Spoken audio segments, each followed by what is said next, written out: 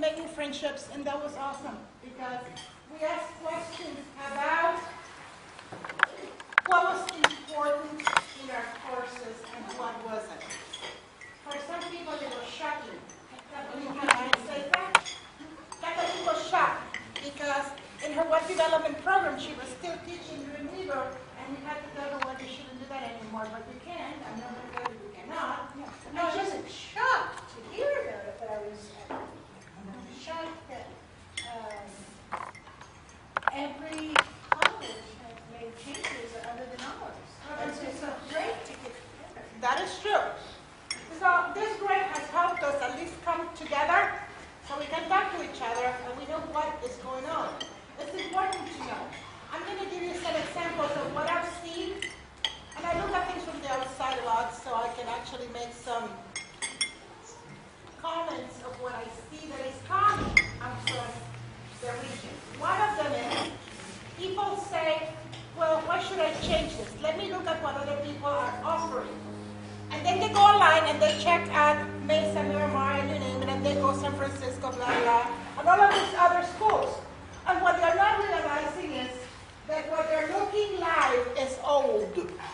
Why? Because what is looking live on those web pages is what is approved right now and is not what is going through the pipe. So you get into this vicious cycle of, well, that person is teaching whatever, I should be teaching the same. And then next year, those people who you look at what they were teaching, change it, and you change what they already had. So you're behind 3 steps, and it becomes this cycle of, I don't even know the name of it. It's just totally non-productive. I believe that having the industry folks come here and tell us what matters, because I have had this conversation with several faculty, one-to-one and collectively. As you know, most of you know, I used to teach until about 2 years ago. I actually was in the classroom every day. So I understand what the teachers go through. And I'm going to say this. Sometimes you're so focused in what you need to do because all the paperwork and the day-to-day and the whatever it is that you need to do, that you have very little time to try to figure out what the industry people do. If you're a CTE program, if you're academic, go for it, do whatever you need to do. But if you're a CTE program, what is your main goal? Besides teaching, guys, employment. So if you're going to teach something that nobody of the industry folks is interested, then you have wasted somebody's time, and you wasted taxpayers' money. And it's not your fault, and that's what we're here to help. I mean, at the end of the day, I'm never going to tell any of you, you have to. You can do whatever you want. But you have to understand that everything now is documented. We have advisory boards now. This meeting today is taped, is videotaped. It goes on a webpage. I can guarantee you that your dean is looking at it. The minutes are digitalized now. I'm going to give it to your deans. And they would look at this and say, industry people are not interested in A, B, C, and D, and this is what we're doing. It should come from you to say, maybe this is something that is not as popular as it used to be, and maybe I should make some changes. I discovered some very interesting things last year. How many of you in this room still have or offer the office technology, i.e. the administrative assistants or that kind of program? So you do that. Well, that is part of ICT. We fought hard to have that within ICT because most people, there's a top code that belongs to ICT that does that. And we discovered, at first, even the state was saying that we shouldn't waste our time with those skills. Why? Because they are offered in elementary schools. They went through some reiteration. We fought hard to say that wasn't the case. And the state now is really considering the fact that you can, well, actually, they have acknowledged that there's a value in those programs because not everybody is going to go into computer science or data analytics here in these community college systems. So we have to do that. We have to start somewhere and move from there to something that it can be sustained. We looked at what kind of courses or programs were of more interest in terms of LMI.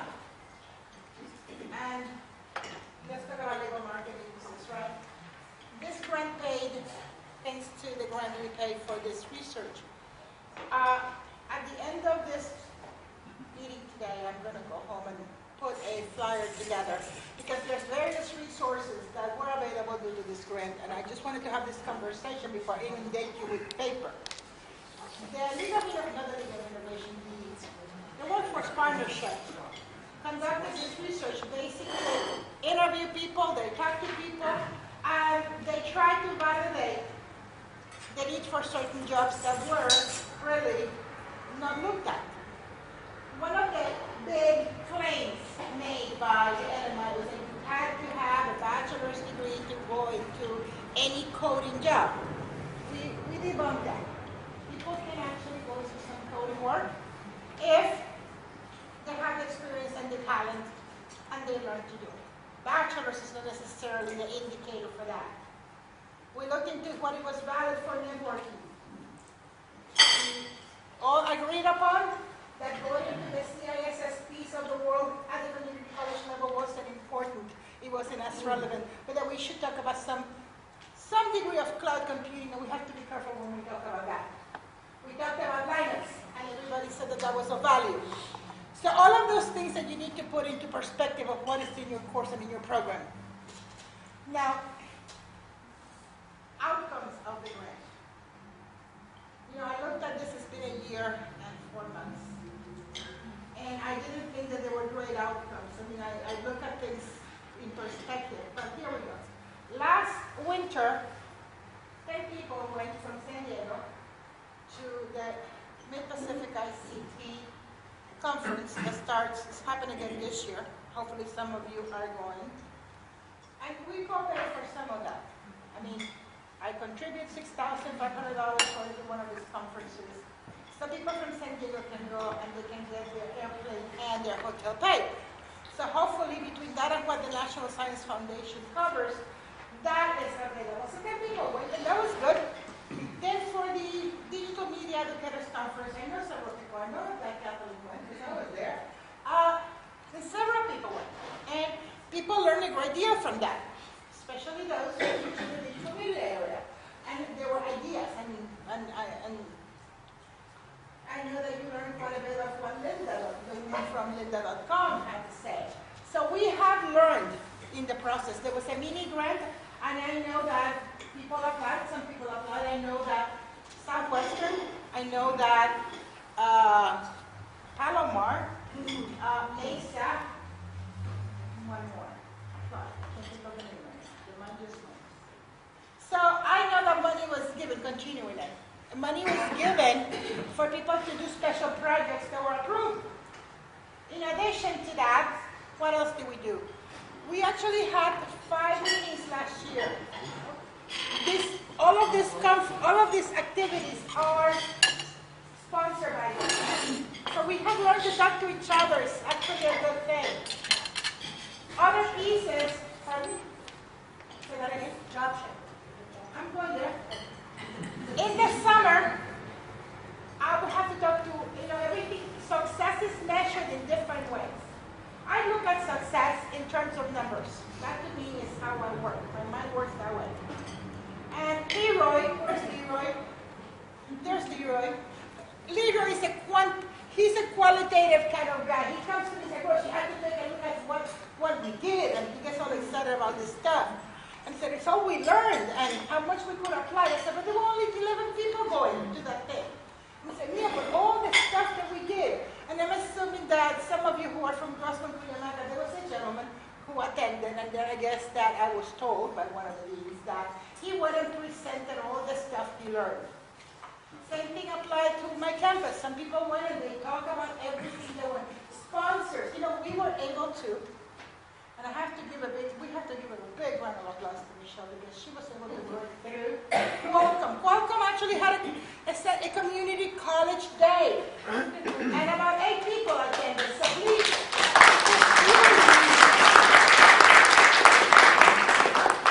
Chuck opened the doors to the tutorial to some faculty, and they were able to learn something that is new and important. So thank you, Chuck.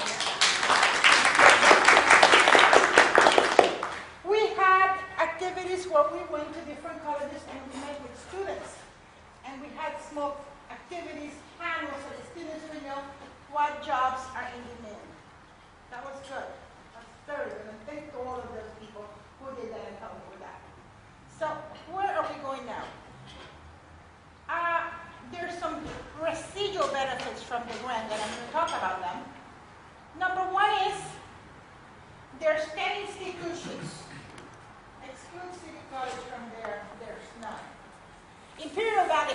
very difficult time taking advantage of anything we offer.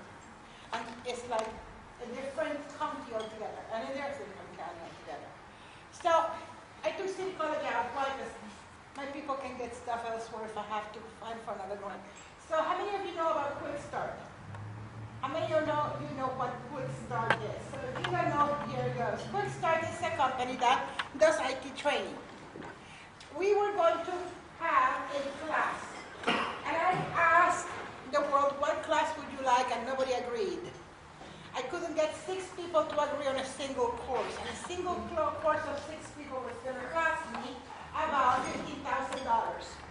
So here we go. We're not going to have a single course. I actually went through Quick Start, and I have 9 seats. 2 are going to Imperial Valley. Why? Because they can never make it here for anything. So every college except Imperial Valley and City are getting 1 seat to Quick Start. You have to tell me. Your dean will have to email me who is going to be the person that is going to go. And of course, then the person is going to go through Quick Start and take a look at the courses they offer. The restriction is the courses that are 5 days and less than $3,000. That's what we pay for. So please do that. And I need to know because these courses, and they have some available right now, but they will be available all the way to July 30th. And after that, if you don't use it, I have till August. That's when it's July 30th. I will take the seat away and I'll give it to somebody else that can use it. But you have to use that seat in your college by. Okay? MPEC again, if you didn't apply to go, you should. I know that money was sent for you to attend. And that would be great if you could go because it's a great conference. Those of you who have never gone, it actually provides great speakers. You have, and I see people from here, sitting here that have gone before. So it would be awesome if you guys could at least try to send somebody from every college. I know Grossman Cuyamaca is going. I have seen some people from Mira Costa and Palomar, but I haven't seen that many people from Mesa Norma, and I would like to see more. I know there's 2 people from Community that I go because I saw the names in the list. These people actually come, let me know who's going, so I don't go or pay for stuff. My power, Phil Blair. We don't know who Phil is. Most people at least do know who Phil is. And Phil is a very active person in the community talking about employment, and that's good because that's his business. He should be doing that. So Phil has agreed to do a presentation to faculty and to counselors. We all have, see, we're amongst friends, right? Or we all have CPE programs. This is my fight. This is my struggle. We have talked about certificates versus degrees often. And somehow, we have, it's like having, let's see if I can even give an analogy of this. It's like having somebody trying to jump rope and somebody who are pulling from the darn rope in opposite directions. And it's going to break in the middle somewhere, sometime. So we're told that we have to do certificates because certificates are going to get students into a job. We want to have quick ways to get somebody into a job. Well, it's not going to be the associates. It's going to take some people may need up to 4 years to complete the darn thing. Why? Because they need to take every remedial math and every remedial English before hitting Math 108. What is it? Math 98 and English 101. So, that is not going to be the fast way to get them into the job. So the certificate is, for some people, a certificate has gotten the job into different places. I know that we were talking about one of your employees. He got a certificate before when he got the job. He finished a degree after, but he had a certificate. And are you happy with him? See what I'm saying? So a certificate has value. And I need to validate this one. This is my next battle because we know the certificate has value, and then we have administration at way higher levels than mine that go and say you need to have associates or transfers. So we need to quantify the importance of these certificates, and not to say that the certificate is the end. We're going to have to be smart in the way we talk, because if we say the certificate is the end, we're not going to go anywhere. But we can say that a certificate is the beginning, is the pathway towards a higher degree, but the certificate is what is going to do 2 things. Number 1, well, we get the hook in, so they know that there is a possibility. I can finish something. It's confidence building. And the second piece that it would do is that it can help them get a job. And when they have the job, they can get experience. There was mentioned something, and I have this thing about checking everything out. You tell me that something is blue, and I have to check it out. And I have to measure it. And it has to be within a certain parameter. This table does. So, you don't know that much yet, but they know me well. So, Phil said to me that San Diego, especially the beach area, has the highest percentage of college graduates, and they're talking about 4-year graduates, bachelor's degrees and some master's degrees, that are working as what I call bartenders and baristas. That is actually a coffee server, guys, if you didn't know. I actually checked it out. So I'm like, I paid $60,000 to make $13 an hour. That's an awesome thing. My son did that, I kill him. Would you? So, unless you want to, that's what you want it to be. But why would you go and get a degree and hope that this degree was going to get you to some magnificent job? Because that's what you went into it. And I don't foresee anybody going to school just for the heck of it, unless you have millions, unless your last name is Hogan. So, those are my concerns. And on the other hand, I have students who finish a certificate and have a job. And I'm really, I have this weakness. I like people to get jobs because a job means that the person gets enough or should have at least sufficient to live, at least to eat. And that's important to me because we have a lot of poor students in this campus, in my campus. I know what it is to see students who tell me that they're hungry. And if they're here, they're not here to waste a single minute. They're here to actually make every minute count.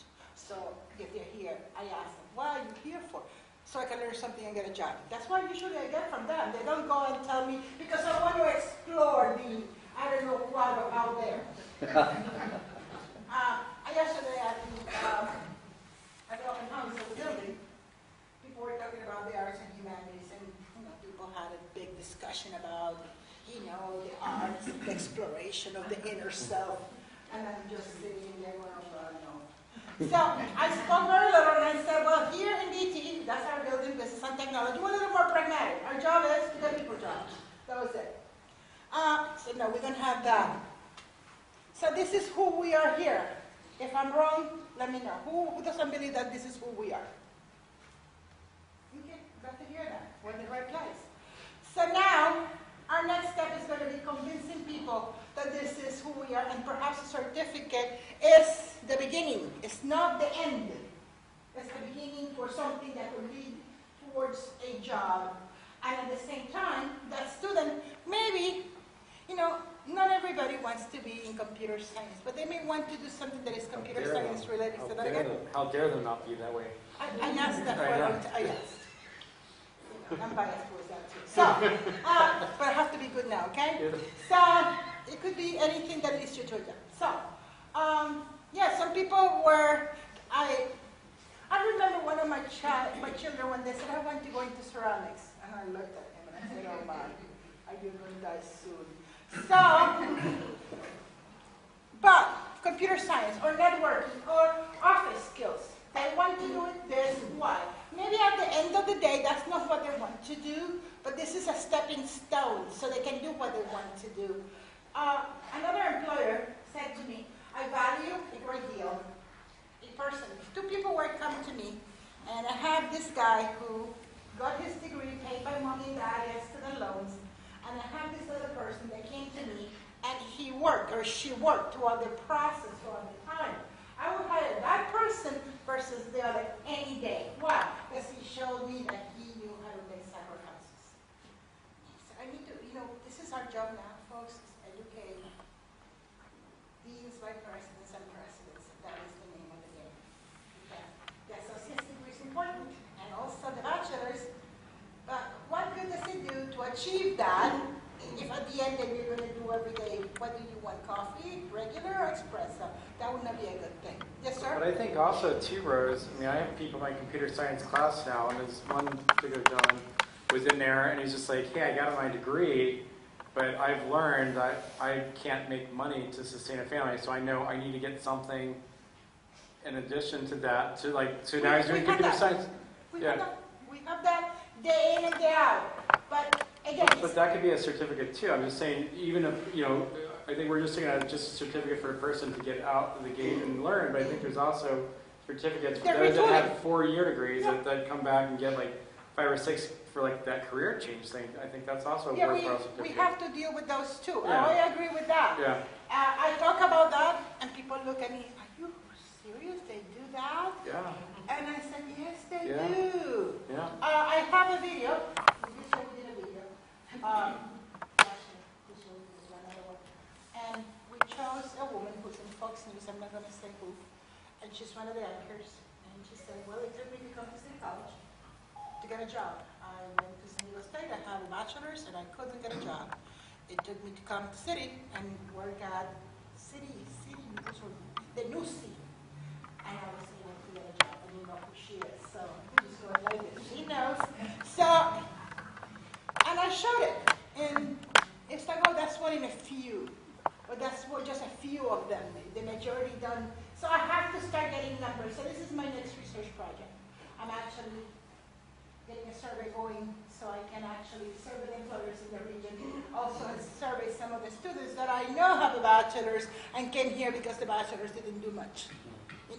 I don't pick on particular subjects, but imagine this, a bachelor's in future studies. That may be a good bachelor's degree for somebody who wants to go into the master's or PhD and go to teach. But if your immediate need is to go to work, that's not going to help much. Do you think it will? I didn't hear you, I'm A sorry. bachelor's in future studies.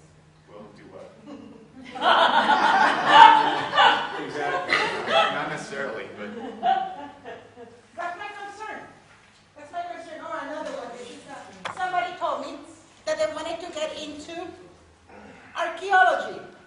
And, all of you know that Leroy knows that very well. I am very politically incorrect, so it actually slipped my mouth. And I said, my Lord, you're going to be the next Indiana Jones. It did not fly very well amongst those who said to me, you are curtailing the child's creativity. I said, I don't know. I'm not. So, the next step in here, now you know what we did, where we are. So I'm going to ask the industry people to please sit in front because we're going to ask the questions to them. And everybody here, Professor Dykes, I hope that you have a question of what, because this is, understand this, even a small certificate now, particularly in our district, it has to have minutes. And if you have no minutes, you have nothing, it's not going to pass. Courses are going to have minutes. If you don't have that, the course is not going to pass. And this is something good that we're doing because, for example, so for the industry folks to have the same idea of review. People, I'm not going to say anybody here ever did this. None of you ever did this. But you saw something really cool that you wanted to teach and you did not check anything. You just wanted to teach that because it was cool. And you created the course and you actually launched it and it passed, somehow passed. And then it's being taught. And it leads to nothing. It doesn't have a job related to it. It is something nice to have. It could be a nice elective. The problem with electives in career technical programs is that you cannot have too many. So we need to start thinking of that. So if you have a particular course, a particular thing that you want to do, I want you to ask. I have some questions that have come my way from other schools that couldn't be here today. And I'm going to ask those on your behalf. But I would like the people here and again, to do this because it's very important that we ask these questions so that we don't waste people's time. And, believe it or not, after the industry advisors came last time and told us what was good or not done, what was caring and what was also and Lisa Lachino, she's one of the articulation officers. I know some colleges went at it and they cleaned the stuff. I know that you guys did, you did. Other schools did as well. So it's very important to do this. We're actually listening. This is not, I just want you, the industry folks, to know this is not a waste of your time. That you actually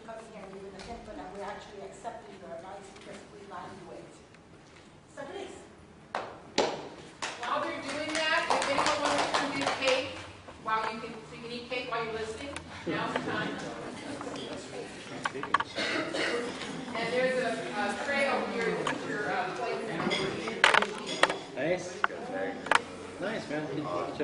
My neighbor just got, was the executive director of their Windy Others. Yeah. He's like, yeah, I mean, it's like probably working like 4 levels underneath. Nice. Yeah, good.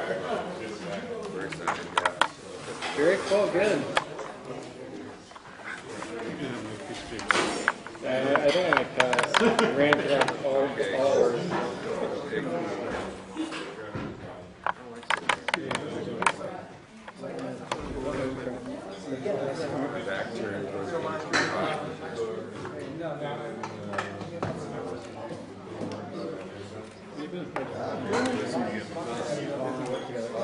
Really?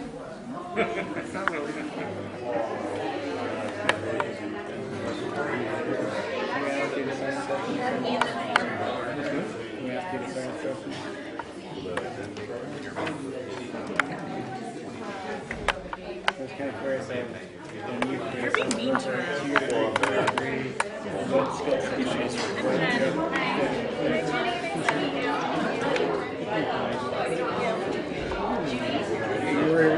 We're like, keep that hand down. Oh, he's back there. Oh, wow. Oh, yeah.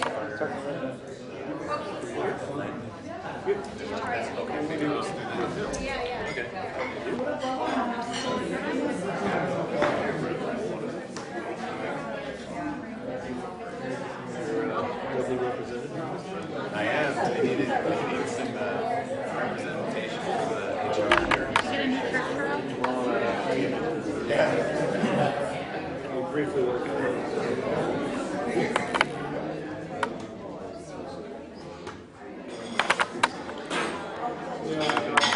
Not much.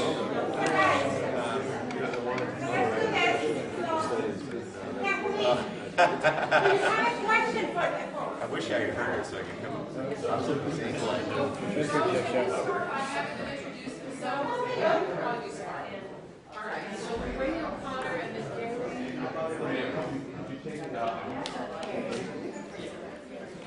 So we have a collection of both IT, network engineering programming, as well as the business technology administrative support.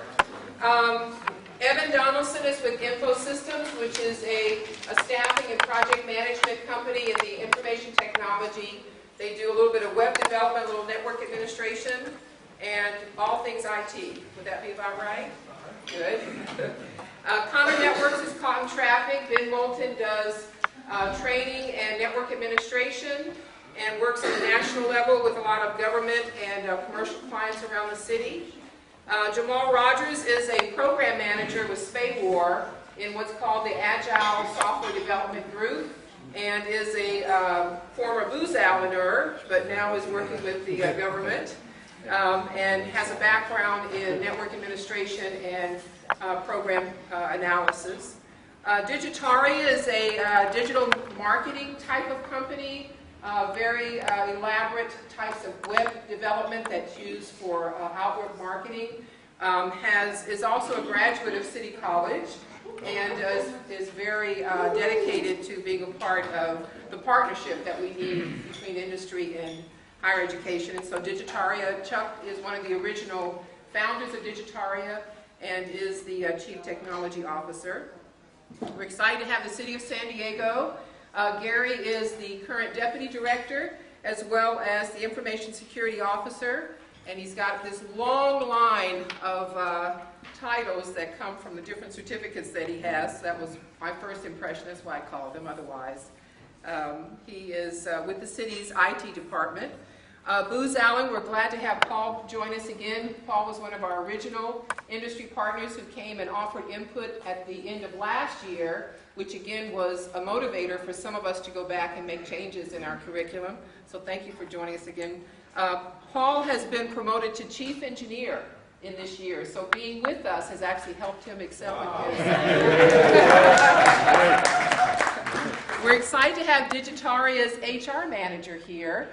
Jennifer is the HR manager for Digitaria, and as a result is involved with the selection and the understanding of what makes good administrative support and good candidates coming out of the business technology program. We're always glad to have Judy. Judy was a part of organizing one of the faculty job shadowing programs that we had this summer at Solar Turbine. It started out very small, and I think ended up with about 5 administrative assistants who came down and gathered and spoke with the faculty. Terry was one of those, and they had a fabulous, fabulous afternoon and a great visit. So Judy Hicks is a senior administrative assistant at Solar Turbines and works with their apprenticeship program in manufacturing, but it's called something fancier than that. Experimental manufacturing. Experimental manufacturing, good. Thank you. Well, thank you, everybody. Michelle, and Judy is a graduate of our program. She's a graduate of Terry's program. So we thank all of you for taking time to come out and be a partner, really, with the community colleges. For me, this is exciting because, as all of you know, we really want the students who leave our programs to be job ready, and this is the best way to do it. And to kind of follow up with Rose's comment about Manpower, you may not know Phil Blair, but Manpower, that owner, Phil Blair, has owned Manpower now for almost 30 years. He owns several Manpowers. The beauty of a Manpower voice is that they are a part of all the major employers in this town in providing personnel across the board, IT, accounting, business-related, and administrative support. So we're glad to have them come and present to us next year. But to start this event out, we'll open it up for questions. I think our biggest thing is to understand what technology is doing now in industry and what that workplace looks like. We had talked about levels in trying to be sure that what we have in a senior level course is indeed what's going to be recognized as senior level by industry. In talking with Jamal earlier when I was inviting him to join us, he mentioned that he's talked with a lot of programmers who say that a lot of coders that come in are just not ready. And what does that look like, and what needs to happen to get them ready? And again, we're becoming, as community colleges, a central point for students to attend because the 4 years are so impacted. So you guys are shining stars now to make sure everyone's ready to roll and make lead. So I'll open it up. Did anyone want to make a comment to get started about industry and what you're looking for and what you see changes for IT professionals or administrative support coming in to kind of get the faculty rolling? Chuck, you want to start? You've done this several times. We've got you are familiar with this process. Sure. Might be I appreciate what Rose said about those that were not given their education on a silver platter, but that were working their way up. I was speaking to an employee the other day about who had done just that. He's one of my engineering directors. He has a university degree, but he worked his way through school himself, and nothing was given to him. And those are the employees that we really see a lot thrive because they've never been comfortable. They're always pushing themselves and trying to find out what their new limit is once they break through their previous limit. So I really appreciate that comment. Those are kind of some of the non-technical requirements that we generally look for. So thank you. Well, I can tell you, my job at the city, I said I'm one of the deputy directors in IT, and I'm the chief information security officer for the city. I work in cybersecurity, and I've been doing it for over 2 decades. 20 years in the Navy, 7 years federal civil service, and then I resigned and walked away and been with the city for the last 2 years. And we just hired a new network architect, and we just hired a new service delivery manager. The service delivery manager that we hired, we looked at 5 candidates, and the guy that we hired beat out 4 other people that had degrees and masters, and this guy didn't have any degrees, but he had 20 years of extensive experience. I mean, he was a prior Marine who got out, went ahead and went to work, earned several certificates in over 20 years. What we looked at was, besides the fact that he probably did the best interview I've ever seen in my life, was that we saw continuous improvement. He worked at a place, and then when he transferred or left and went to another place, it wasn't something at the same level or below. It was more responsibility, larger teams, newer technologies. So what we saw over a 20-year period was an increase in responsibility, increase in knowledge. You know, we saw that by the time at this last place where he was at, he'd been there for 4 years. He was managing teams of roughly 40 people. And we were looking at, he was on the latest technologies, dealing with cloud and Office 365. And we were looking for somebody like that to go ahead and come in to handle a lot of the newer technologies that we're now, you know, implementing in the city. And so, you know, we, when we were putting together his offer letter, there was pushback from, you know, a lot of the executive management because they didn't understand, well, he doesn't have a degree.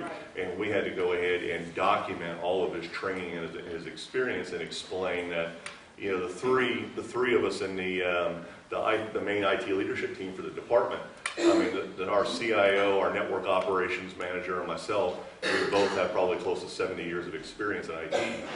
And we had to go ahead and go explain to him, look, this is why we value this. And so they gave him his offer letter, which he signed today, and he'll start at the beginning of January. But it was, you know, and you sometimes have cases like that, you know, where it really stands out. But when you don't have degrees, and instead you have certifications and experience, we don't look for someone that's flatline. We look for someone that's continually improving, you know, that's continually growing, and we're looking for that growth. That's a good point. So I believe in having a degree only because of the breadth it gives you. So our work is a little bit different than the industry. We have some different challenges. So the level of creativity, believe it or not, I know people think about government and creativity together. But there's, we really work on the bleeding edge of technology. We just don't talk about it all the time. So it was interesting that I had a young woman working with me who is she's a chip designer. Very smart, very bright. But she's very focused in what she's doing in terms of her education, certifications. And the program we're working on hasn't been done before. So she called me, she says, JR, there's no process, there's no rules, what am I doing here? I said, we're making this up as we go. She said, I can't do that. I said, yeah, this is what we're doing, this is what we're doing here.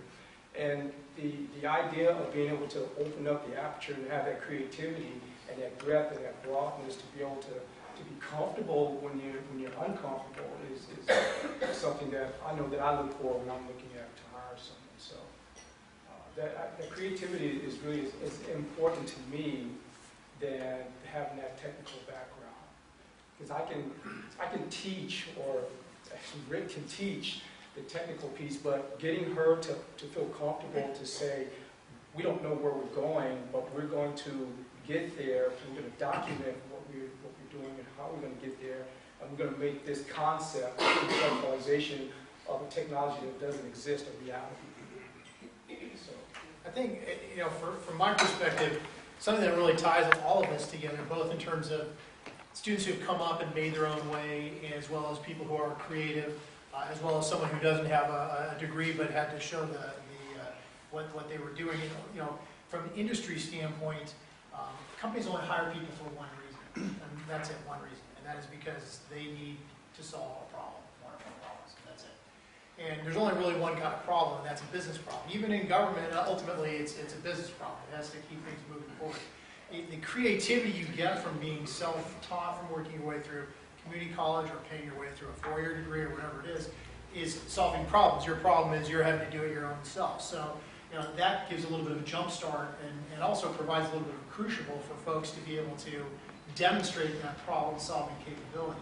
I think for me, the most valuable thing that candidates, whether they're interviewing internally for me or they're interviewing for my clients or whether I'm hiring on a project team, the number one thing I look for is I look for them to be able to demonstrate that they've solved problems. And the problem, and I want them to know why their solution was a solution and how it benefited the business. And that to me is really the key. And so whether students are working on projects in school, whether they're entry-level employees coming to interview for low-level jobs, or whether some folks that I've worked with at the VP and CIO level, if they can't communicate how they can solve problems that are similar to my problems or my clients' problems, and what the results of that were, then it's very challenging for me to be able to make a connection and hire them. So I think a lot of what we're talking about is being able to demonstrate, generate, promote that creativity that is then used to solve various problems. So I'd like to take it a step further and put 2 more points in there, and I agree with everything I've heard here. We look for people that can solve problems. In particular, we're especially interested in people that are, that have that drive to go and keep abreast. This is a technology group. We're talking about technology people. We're talking about teaching technology-based curriculum. The technology is changing rapidly. Everybody in this room probably realizes that they have to stay on top of this technology. How are you going to teach your students to be on top of this if you're not on top of it as well? Well, the students have challenges at that. And we're looking for people that have that self-drive and that self-interest in learning the technologies and staying abreast of what's going on. They have to be an expert in big data analytics and cloud computing.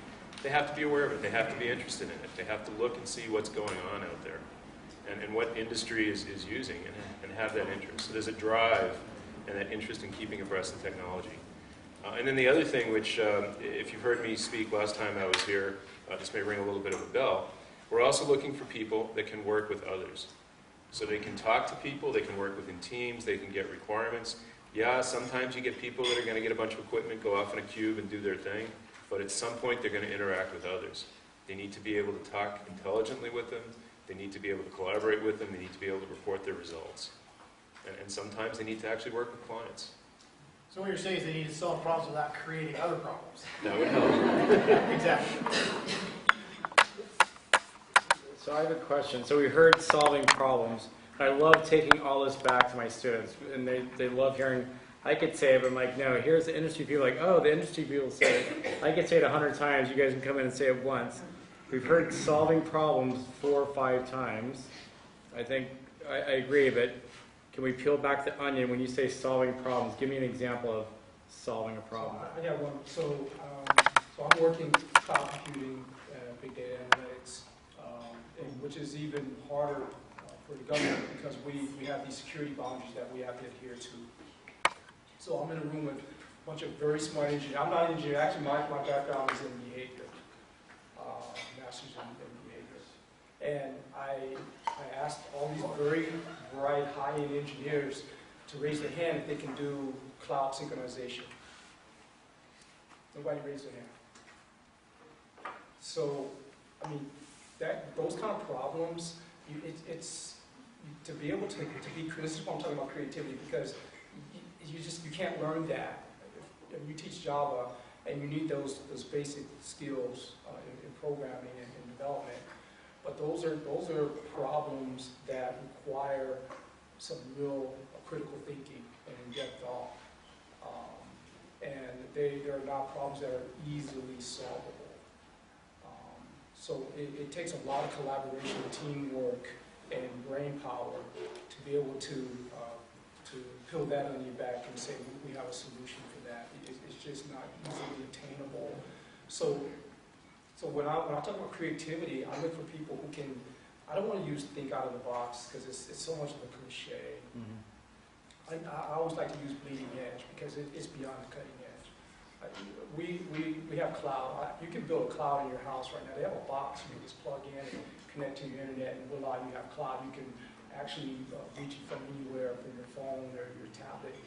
But when we talk about doing cloud, we talk about doing cloud on the tactical edge, where we have to deal with a lot of different coalitions and allies and bad guys and good guys and all kind of different missions and different ships doing different things and different planes and sensors and drones and everything.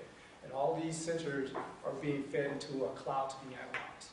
Well, this cloud has to have multi-tenancy and security in between each enclave. All right? And then you have the, I'll say it, you can close your ears, Paul, the Snowden thing. Yeah. Right? So, solving problems, but when you say you solve a problem, there's a lot that goes into it. There's a lot of analysis, there's a lot of math, there's a lot of working together, collaborating, there's a lot of, I don't know, let's go and find out, let's create something that might make it work. So So it's a lot of that. I agree with that, Jamal. I think one thing though, too, just to make it a little, to bring it down more closer to the community college level, I think one problem might be, how do you delight a customer? That's a problem. How do you make a user interface that someone really loves using? How do you make a software program so easy to use that people won't abandon it halfway through?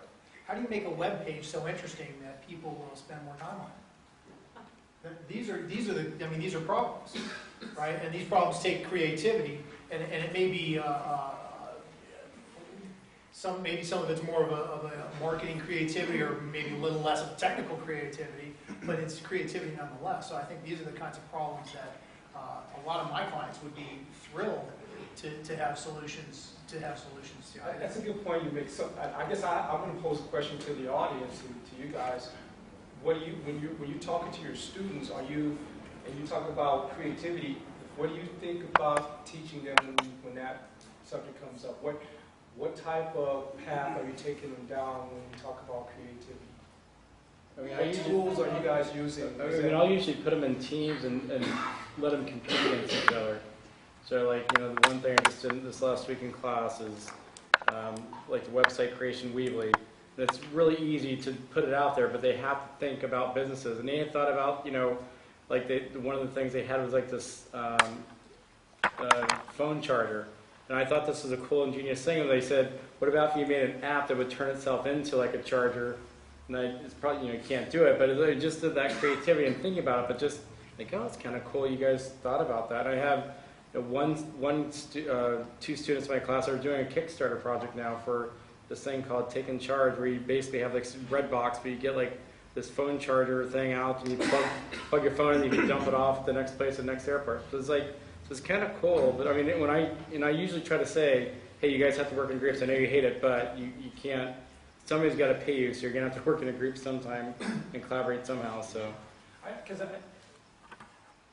ask this is a question that for you guys, and then perhaps this will make some sense. In the classroom, many times over, we use a text that comes with some assignments, and it has some particular, way to practice, a way to teach you how to do something. It's very common in technology books to do that. And the assignments are based on the book because that's what the student has at home. And not everybody does this, but a great majority do this. And I'm not going to ask anybody to raise your hand on this because this is your personal way of teaching. But at the end of the day, at the end of each assignment, do you consider that is enough, or that there should be something else to say? Create something of your own that will be this and that, versus just going to the step-by-step that the book provided.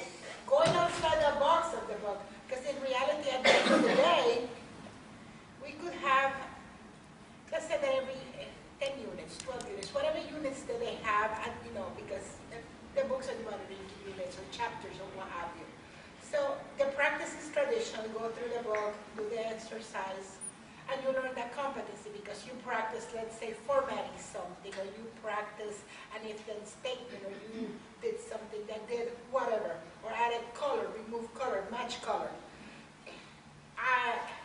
That kind of exercise, do you see them of value, or do you see more of value going through that and then having something that is creative that will make them think instead of just following the book?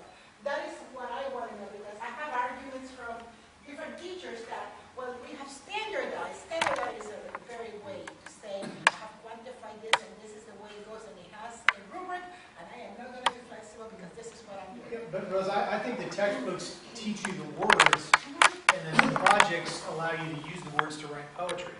That's correct. But I mean, I can tell you, These are projects that are embedded in the book. The book creates one project, so everybody has basically the same. Is what I'm saying. These are project-based books. Do you think that teachers should spend some time creating projects that are outside that box to help the students learn better, to be able to be creative, and not so restricted to a book? I mean, I can tell you, I was in the Navy for 20 years. I was a fire controlman. I worked on weapon systems. I didn't know anything about IT. But I fell in love with IT and the whole information of hacking and stuff like that. So I drove my wife nuts and went out and bought about $10,000 worth of equipment and turned my garage into a lab. Yeah, I even had Cox come on out and take a look at my house because I was sucking so much bandwidth down to the internet, and they were wondering what the hell I was doing. And then this was back before, this was like in the late 90s, early 2000s time frame before VMware and everything came up. So I had just racks of equipment, and it was like because I needed to learn. So I was building networks and learning about Linux and learning about, how to get into Cisco equipment and stuff like that. Now I just VM everything, I don't have to worry about it. I can tell you the city, I'm basically the information security subject matter expert for the city. I report to the Deputy Chief of Operations, and I report to the mayor and his staff and the city council. We have 22 networks. I have 11,000 users. I have 30,000 endpoints. I've got about every type of technology and data that you can think of on my networks. The golf course at Torrey Pines is on a network, and the manager controls it from an iPad. You walk into downtown in the gas lamp, there's 3,000, street lights out there. Most people don't know those street lights are LED controlled. They're a 900 megahertz wireless mesh web. We just finished phase 1 of linking all of those up so they can basically, SDG&E can get paid for the city can turn the lights on and turn them down. But it's a platform. So we're now looking at what sensors we can put on this platform. Do we want to make it a secondary emergency control system for the police? Do we want to go ahead and put sensors on there so we can monitor traffic and go ahead and monetize that, turn that into an API and sell that to people that want to sell apps to track when parking spots are open? Stuff like that. I mean, there's a lot of different things that we're looking at going ahead and doing. One of the biggest things I look at, I've got 2 security teams. I got 2 security teams, and then I've got a contract security team. I deal with PD, fire. I deal with, I said I got 40 plus departments that I deal with. The biggest thing we look at is dealing with problem solving, is the ability to troubleshoot. Can you go ahead and take issues, and instead of freaking out, can you admit you don't know? Can you admit that, hey, I need to do research? Can you take that problem and break it down into pieces? Can you work with people, take that problem, break it down into components, and start looking at it and start talking with other people from other departments and other teams and figuring out, okay, I can't fix it that way, but here's a couple of other ways that I can do it. When I left DOD, I had to deal with security and risk, and everything was black and white. Everything was DISA, everything was STIGs, everything was NIST. You had to follow all of these controls, and that's how it is. In the city, everything's gray.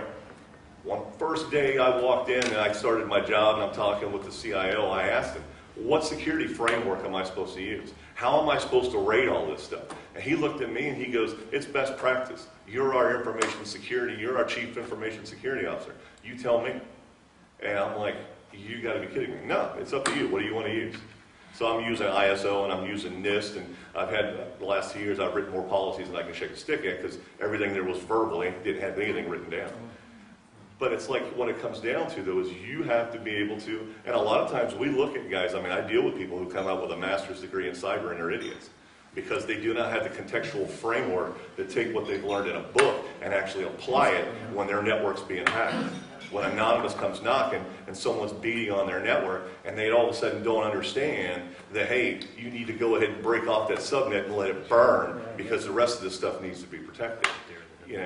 Yeah, it's the experience piece. Gary, I look at it like the Apollo 13 scene, right, where they come in and they dump the stuff on the ground. They say, all right, here's everything they have. We got to take that thing and land it on this planet. Go, right? So it's the creativity associated. Yeah, and I can tell you, it's like I deal with it on a daily basis. I get called into 40 departments who are working and doing some of the most amazing projects. I can tell you, those of you, City of San Diego, we got some really cool stuff coming.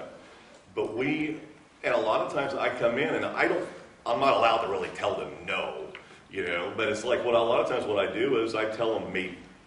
And then what I do is I give them workarounds. I give them solutions. I explain to them now, because I can tell you, when it was time for me to do my master's, I didn't do a master's in IT. I did an MBA. Because it allows me to explain risk and value and business reasons. And it's paid off. I did the executive MBA program at San Diego State, and it's paid off like crazy. But what I do a lot of times is you have to be able to take their problem. They've got this project. They got $3 million in grant money that they have to burn by the end of the month, and they want to kick off this project and go buy this thing from the vendor. But I'm looking at that and the city's 5-year roadmap that we've put together with the technology that we're using. That ain't even going to work on the roadmap we've got. And if we put that in place, that's going to kill 4 other departments' projects that they want to do that are in the hopper getting ready to go. So I've got to give them alternatives. I've got to give them other solutions, other ideas, put the risk on the table, show them the impact, because I'm dealing with non-technical people that are trying to make technical decisions, and they really don't understand the consequences they're going to have down the road and how much it's going to cost them in the long run. And so what we look for when we look for people that are coming out that are applying for jobs is, can you conceptually verbalize that? Can you troubleshoot? Can you break down problems and be able to run with it? You know, don't be that little the stovepipe thing like when he was talking about. You're in that one piece, and that's really all you know. Have the openness enough to go ahead and say, I don't know, but I'll find out. I'll go Google it. I'll do whatever I got to go do. I'll go over in this other cubicle and talk to this guy. I'll go over in this other department. You know, I mean, a lot of times I get asked questions I don't know, but I know from LinkedIn and from my other organizations that I'm a member of, I'm calling the CISO for the LA County. I'm calling Dr. Pittman, or I'm calling people that I know up in Sacramento or people over in Seattle. I mean, I'm on the cybersecurity task force, the governor's cybersecurity task force for the state, and I got people all over the place that I call it. Because if I don't know it, I'm going to call one of them. Maybe they have something that they can shoot over to me, and I have no problem cutting and pasting if I got to put a policy because the mayor wants something right now. You know, you got to be able to break down problems to where they're not big problems. Now there's things I need to work on. So, Rose, and going back to your question about the standardized curriculum versus creative projects, I think there's value in both. With the standardized curriculum, you know what you're getting out there, but I think the students, when they can see how the other students address the problems, they start learning about the creativity that each student has. They start thinking, hey, maybe I should have looked at it that way. I mean, I'd like to see curriculum teaching top-down, bottom-up, problem decomposition, all these types of things. And then the actual creative project allows them to really, go outside the box and think, you know, they're just coming up with, they're starting with nothing, they're figuring out how to actually, you know, decompose it, what are the steps, what are the different ways of doing it, using the capabilities that they were taught, hearing what their previous student, or their colleagues did in the class, and how they approached it, and then putting that all together and coming up with their own way of doing it. So, you know, top down, bottom up, some people are better than one than the other. Some problems are better doing one way or the other, but not always.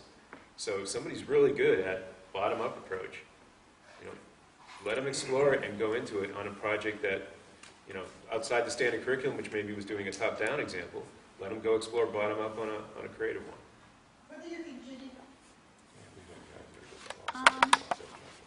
So I got my associates from San Diego City College, business administration, and I took all the classes, and I also taught in the Computer Business Technology Center.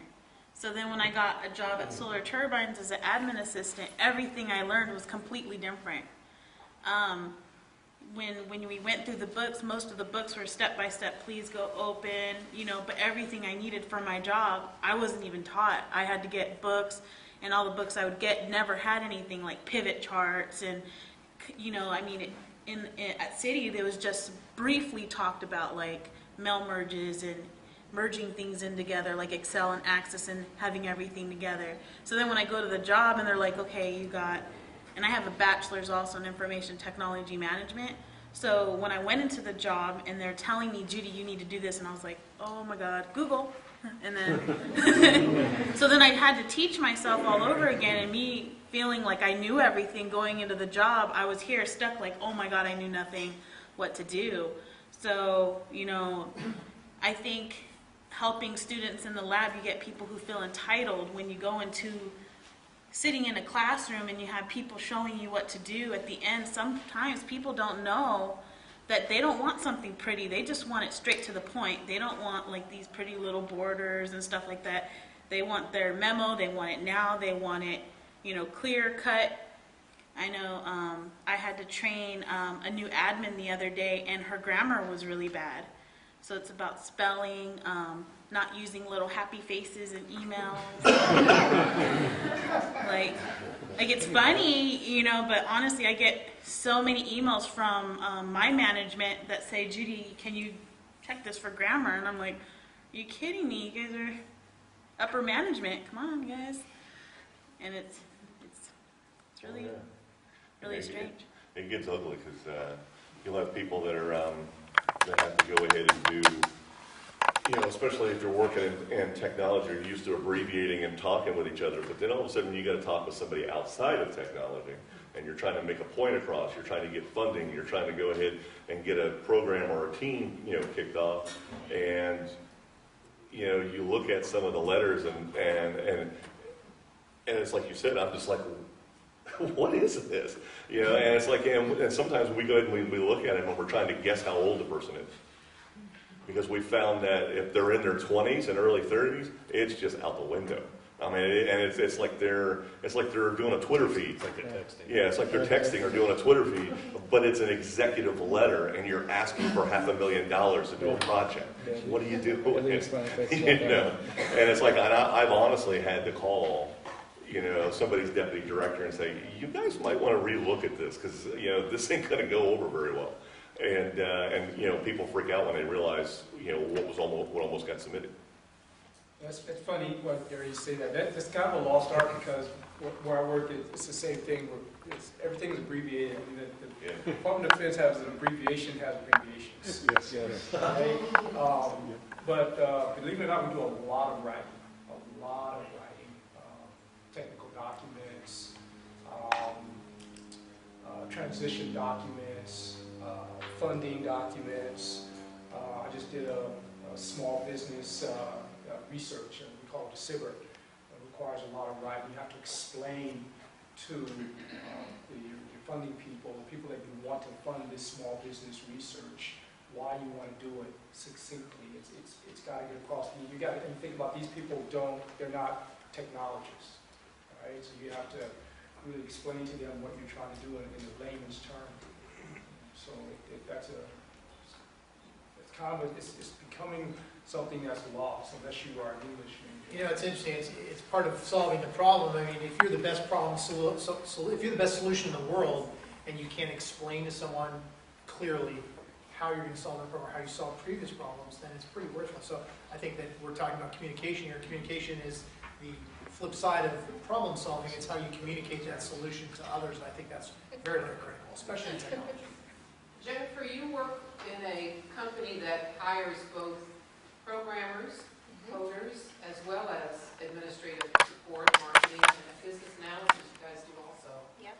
Do you see any kind of consistency with the candidates that you get across those two platforms, those two sectors, that you would be able to give feedback to faculty on what they might want to zero in on and preparing them for the job market? Sure. So, going back even to some of the soft skills with spelling and grammar, I've come across so many resumes where, quite frankly, a manager will take one look at it and go, there's an error, there's a typo, there's, some sort of grammatical error, and if they can't even get their resume straight, then I'm not even going to move forward with speaking with them.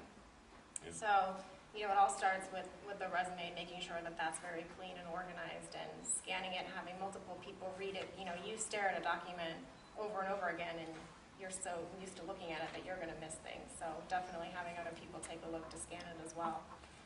I mean, I can tell you what she says about resume. We just hired a network architect. It's a six-figure position. You're going to be the lead network person for the city, going forward, making decisions on all the stuff that we're doing. The lead person that actually, we interviewed 5 people. We selected the top 2. The first person that we selected, awesome guy. He's not getting a job. Because after we did the interviews, he won it, and the committee said, okay, he's number 1, and then we got the number 2 guy. Then we do the vetting process, and we went ahead and we get his resume. He's got 3 references. 2 of his references, the emails didn't bounce back, and the phone numbers didn't work. So, I mean, for us, that's unprofessional, and it's not our job to go ahead and call this person back and say, hey, give us more references. If you are at that executive level, if you're coming for an IT, for a technical type job, you should know and have everything updated. Right. And so we selected. People and tell them to Yeah. for a phone call. Yeah, And so we ended up selecting number 2. In the term of levels, where we talk about in IT and business technology, you've got entry level and intermediate and advanced courses. Where would you see putting either some of the communication skills or that resume preparation piece in the introductory piece, or you do it in the advanced and hope they stay long enough, you put it in the intermediate? Where do you see that as relevant when you're looking at course development, course content? I mean, I can honestly tell you, I'm on the board of advisors for CyberHive, and iHive, they're a cybersecurity incubator over in the Manpower Building. And we just did a mill to sill earlier this year, where we took like about 10 military veterans that were leaving, and we helped them transition in the civilian community. We wrote like the whole curriculum for cybersecurity. And I did a whole track where I basically built a whole certification track and showed them, okay, you start at the beginning, you don't know anything, these are the certifications that you'll work on, and over a 20-year career as it branches out, if you go to be a network engineer or a security engineer, these are the certs that you'll work on and what you should be doing.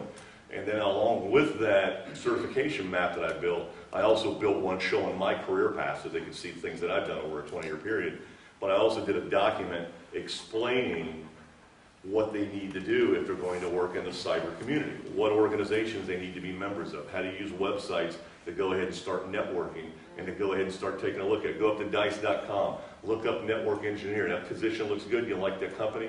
Now scroll down to the bottom and look at the prereqs, look at the requirements. Look at the things that they're requiring. That tells you now what classes you need to take, what certifications you need to work on. Now look at the certification map. Okay, that's the fourth one down. Okay, now you see the ones you need to do to get to that one before you can apply for that job.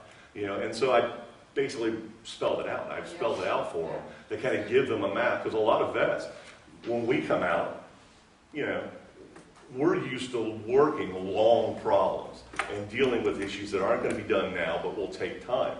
So we're willing to go ahead and put time into a new career. Just tell us where to start. Give us those steps and let us go. You know, and so I built that, you know, on purpose. And I honestly think, you know, probably in the beginning you might want to start making them understand that if they're going into technology and they want it to be their career, it's more than taking some classes and working it. It's amazing how many work groups and organizations are out here. You go up to meetup.com, go up on meetup.com and just look at all the different IT groups that are out here. It's unbelievable. You know, or, you know, you go ahead and go to ISSA or ISACA or, you know, a lot of those, and you can go ahead and talk to people that work in the, you know, the information technology field, or like AITP, who just did their cloud security conference. There's really good stuff out here that's free or relatively low cost, and you get a chance to talk with people who've been in the field longer and who can give you more experience. But I do think that the resume piece, IT resumes are way different than regular resumes. You know, and because a lot of times when you look at resumes, especially as you start getting more experience and you start earning certifications, there's ways that you have to be able to kind of express that.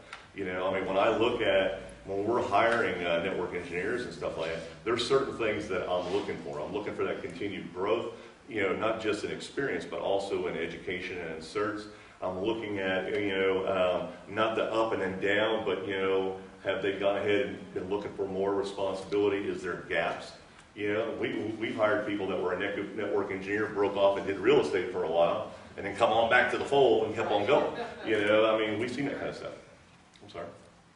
I have a question about, you were talking about your six-figure level employee, but we're dealing more with the entry level employees. Oh, yes. Oh, yeah. And so I have a question. What is the profile of an entry level, a well-qualified candidate for an entry-level position in IT? What's an entry-level coder look like? What's an entry-level web person look like? Is it apps? Is it design? I mean, I can tell you. Is it back-end? I mean, I can tell you for us, the entry-level people are what we call classified. Basically, they're going to be union represented, and they're ISAs, or what we call information systems analysts 1 through 4. Predominantly, they're going to look for either a bachelor's degree or education/experience. So, you know, you don't have to have a degree, but if you can show that you've got experience and certifications, it'll be either or. You know, and typically the positions will be written for like the department, like you're going to work for the water utility department. So if you're coming in and working for public utilities, if you're going to be working on SCADA networks, They're going to be looking at, do you have any experience with control systems in SCADA? If you're going to be working for the library, the library has a pretty extensive, especially the brand new library. Awesome place. We actually have a whole group of network engineers over there, and we've had some recent new ones that we've hired. And we're going to be looking for some basic stuff. Do you have Network Plus? Have you had some classes and everything? And Windows, not Windows 2003, but 2008, 2012. Do you have experience in Linux? Because we have Linux. Though typically we're pretty much a Windows shop, but we'll be looking at Windows, Network Plus. We'll be looking at some of the professional industry certifications. Our whole web team that we have, we're looking at people that predominantly most of our software development stuff has been contracted out. But, we're actually getting ready to move into mobility. We're going to be starting to do mobile apps and everything. Well, that's what I was wondering. How many of your others from Harvard, what do you see? So for us, really highly qualified entry level we, for IT. Is it web apps? Is it web design? Is it coding? Is it front end or back end? So- What does a good entry level employee look like? So there's numerous programs at SPAY-WAR actually for entry-level students coming in. They mostly require, like you were saying, a college degree, but they do actually have programs for high school students that are interested. We have a program in robotics where the high school students get together and they compete nationally with other high school students and colleges, and then they have a robotics championship at the end, and there's been some amazing stuff that's come out of there. And obviously, we kind of want to groom that particular group of kids to continue their career at SPAY-WAR. Most of it's engineering focused. Some of it can be just some small programming projects. But generally, they like to see a bachelor's degree with some certifications. And if you don't have certifications, then some experience. Well, in my case, we don't really use Windows that much. It's mostly open source for us. Linux, Red Hat. We just had Suzy Linux come and brief us. So those are the kind of things that we for entry level. Maybe this would help that question for the designers. I know, this is my past experience, and maybe I'm wrong, or maybe I'm right, but community college certificate or associate degree, what I'm looking is help desk positions. Yeah. I'm not even trying to go further than that, am I correct? Yeah, I think most entry-level positions in San Diego are going for folks with associate's degrees or the certification with community college are probably going to be either doing technical support and then going back and mirroring that with certifications to maybe get into the networking site system administration, or it's going to be web design and looking at maybe going further and deeper into the web side of things, or maybe data analysis, in which can then lead to maybe database, whether it's database administration and maybe database development beyond that, or coding. I think there's always a good need for coding. The challenge with coding is that a lot of times really good coders also are really, really good at math. And I know that there's a lot of remedial challenges with math, not just in the community colleges, but even in the universities. But that's the other entry level. I think coders at any stripe, if they're good, can get entry level jobs. So we can talk salaries and stuff. But I think those are kind of the. And for Gary, I'm sorry. I'm sorry. Because I'm looking at my buddies from the other schools that are not yet free actually. Certifications that were addressed in the past, and they keep coming back. Sometimes I wonder if people keep wanting to do something and they keep bringing it up so you guys can actually get tired and say yes someday. So here we go. CISSP is being considered by one of the colleges, and maybe that is of value at a community college level. CEH, the other one was CAS, and then of course it's Cisco Security. Some colleges already offer some of that. Do you consider any of those at a community college level Honestly, CEH and CISSP, I wouldn't even look at you. Okay. The reason is because CISSP, you got to have 4 years of experience or more, and I'm looking at experience, I'm not even going to touch it. If you're coming out of a JC with a CEH, I'm not even going to touch it. I happen to be a hardcore hacker, I'm also a hardcore gamer, and it's like, you know, and I know what it takes, and it's like, just go taking a class on CEH, I'm not even going to touch it. I'm not even going to bother. Now, with that said, if I see that you've done courses in Cisco, you know, I probably would go ahead and take a look at you, only because I did my CCNA through ECC up here in their Cisco lab. You know, and I went ahead and I went through it, did it about 1.5 years, and actually was in the labs and busted my butt and worked with all these guys and learned it and then built my own stuff and taught myself. And I found out that I really learned a lot. You know, so to me, I look at coming out, honestly, I mean, for me, you know, and my son's doing a digital media cert right now with one of the junior colleges. You know, but I look at junior colleges in, you know, Network Plus, A Plus, Security Plus, the Cisco certifications. I would look at the Microsoft certifications, the Red Hat certs, more of the, you know, the lower to medium level stuff. When you start getting into the senior level stuff that takes more time and experience, you know, that kind of stuff, I'm not going to be looking. You better have something more than just junior college. Like maybe you had 4 years in the military and then you went ahead and you went into JC, then I would take a look at it because I know you got some experience to back that up. Because, I mean, I've been in this so long, there's some of those certs that are the bell ringers. You know, I got my CISSP, but you have no context to go with it. You haven't worked on any networks and broke stuff and, you know, and done things. That's what I'm looking for. You cannot even take the test. Oh, yeah. Oh, yeah. Just I know. Yeah, but that's what I'm saying. I mean, yeah. But I've seen guys come out of JC that have, you know, had their Cisco certs that were dead on, that were really, really good stuff, that really understood firewalls and could do ACLs better than me, you know, and had picked it up and did very well, you know. And those were guys that I would bring in as a mid-level network engineer and have them working on my security team. And I mean, in all my teams, I always cross-trained them, but I mean, I've actually hired some, you know. The program, I have to get something for my own minutes. Oh, no problem. Here we go. The program that we have at City, it has the following. We do everything class, we do net class, they have to take security class, they take the client for Windows, the server, Okay. they take the ADS or whichever is the closest to ADS right now. They have to also take a class in business communications and customer service and human relations. That's mandatory. Okay. They have to take a crash in office.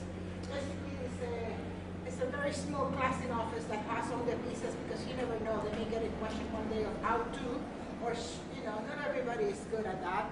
And they have one more thing. They have to do a speech class. Do you think? And also, we added Linux Plus to it, and the elective is project class. Do you think that with somebody who finishes that can get a job? Possibly, It's I'd get rid of, hands-on, trust me. It's you know, not saying hands-on. what I would do is I'd get rid of the Project Plus and switch it to something else. In fact, I'm tough. There's a guy by the name of Rick Collins. He runs Veterans 360. And they've designed a curriculum for taking veterans and getting them in. And they do cloud security. We're planning on adding VMware. And that's what I would do is something dealing with cloud, VMware, or something like that. So you're going ahead and you're doing those certs and that training that you're doing. Get rid of project and put something more in the virtual side, virtual storage cloud side, because that's where it's moving. We actually, we had it like this because some people about me felt that project was extremely important. But the problem is you're not going to get that until later on after you've got a job and you start moving up and you start running teams. Yeah, I know. Elective. I know. So we have in the process adding the 2 classes in VMware. Okay. Do you think that that is an appropriate path? Because again, we added Linux, now we're doing these 2 classes. Would that information technology help this technical support person? Would that be rounded enough? I can tell you, if I saw that, yeah, I would definitely be interested in talking to them. Same here. If we see something with VMware or Hyper-V, Yeah. Rev, or any one of those, you know, or even VirtualBox. So, I understand is that every class is done virtually and they all use VirtualBox in every class. I just, okay. Oh, yeah. Thank you. I'm sorry, go ahead. Yeah, I was just going to ask more in terms of more specifics in terms of technology, but I wanted to ask. We're considering developing an app type of certificate and so to create apps. What type of apps or what type of software are you seeing in the industry that's being used the most right now? And what are some of the more important languages that they need to know? For mobile applications? Yeah. Desktop or native or web? We haven't decided yet. If someone comes up to us with experience using cross-compilers or accelerators, that's somewhat interesting. If they have native mobile experience, then that's very interesting, especially about a lot of it. And a lot of this comes from what they've done outside the classroom. I met Eduardo, who I was here speaking, I don't know how long ago, to a group of students. And then that night I went to a maker place and I was working on some Arduino projects, just hobbyist stuff. And I ran into a student that was at that event, and I hired him as an intern because he was passionate about technology. It was outside the scope of his classwork. He was exploring new technologies. He was doing work above and beyond what was being asked by his professor. Those are the kind of people that we're looking for. So if they have Objective-C or Java experience on Android SDK, that's interesting to us. But if they've done stuff outside of the scope of the classroom, I published this application in the App Store. I made $30K and I bought my minivan for my family, and I actually have an employee that did that. Bought his minivan because he made this little 99-cent app and sold 30,000 copies of the first iteration. Those are the things that make them attractive, not necessarily did I take a course. I think following up on that, you're asking basically what's of interest, where is the industry going? I think mobile development is one area. I think security is another area. I think big data and analytics is another area. And then the development, especially with open source, I think that's really another. I think those four areas are what I'm seeing out in the environment as being core areas of need, where there are lots of companies hiring and not very many qualified candidates. So a place where a student might be able to get a job and move up fairly readily. I think those are definitely areas. So I have probably like 5 or 6 questions on big data. Hopefully we'll stripe across everybody here. So we're looking at doing that at Mesa College. And I guess when we say, big data, what is big data? But it's like, what do you see as that like primary skill set? I mean, I guess some of the things we're thinking of have to have statistics, probably need some background in Python, R programming, like this course that teaches them like business and principles of information systems, possibly having some VMware, or do you guys care about, so it's almost like there's 2 tracks at that point in time. There's this analyst and there's a worker, so it's like the infrastructure of the KVM, the VMware, and everything else, and then there's the hardcore analyst people that are going to go do the things, work with the social media, work with cybersecurity, and start developing those applications with Python and R programming and everything else. So I mean, what are your guys' thoughts on that? I guess, and then could that be a 2-year worker? With we thought about having a person has a 2-year worker and they're continuing, just at entry level enough so they could start doing an internship with Booz Allen with somebody, knowing that they're going to get another 2 years, because it's one of those things where you probably really need to be 4 years to have anything credible. But could they do something so they learn enough at 2 years so they could do that internship to finish up their 4 years where they're being groomed and doing an internship? So I think I heard like 3 different. I know, sorry, Paul. Sorry, Paul. Yeah. One question, but 3 different my tracks. question with the experience. That's supposed to be my question. How would you tell a student to get that experience coming out of a tier? We have Right. So students the question is, which track are we talking about? There's the track of, with the big data of managing the systems that support it, managing the security behind it, which could be a twist on that or a totally separate track. There's a track that's you generally want to combine them, of course. There's the track of writing the analytics and applications behind it, and then related to that is the track of doing the actual hardcore data analytics. Now, the hardcore data analytics, at least in my experience with my teams at Booz Allen, my colleagues, there's PhDs doing that type of work, looking for that potential, being able to manipulate the data, to look for those connections that aren't there and seeing what comes out of it.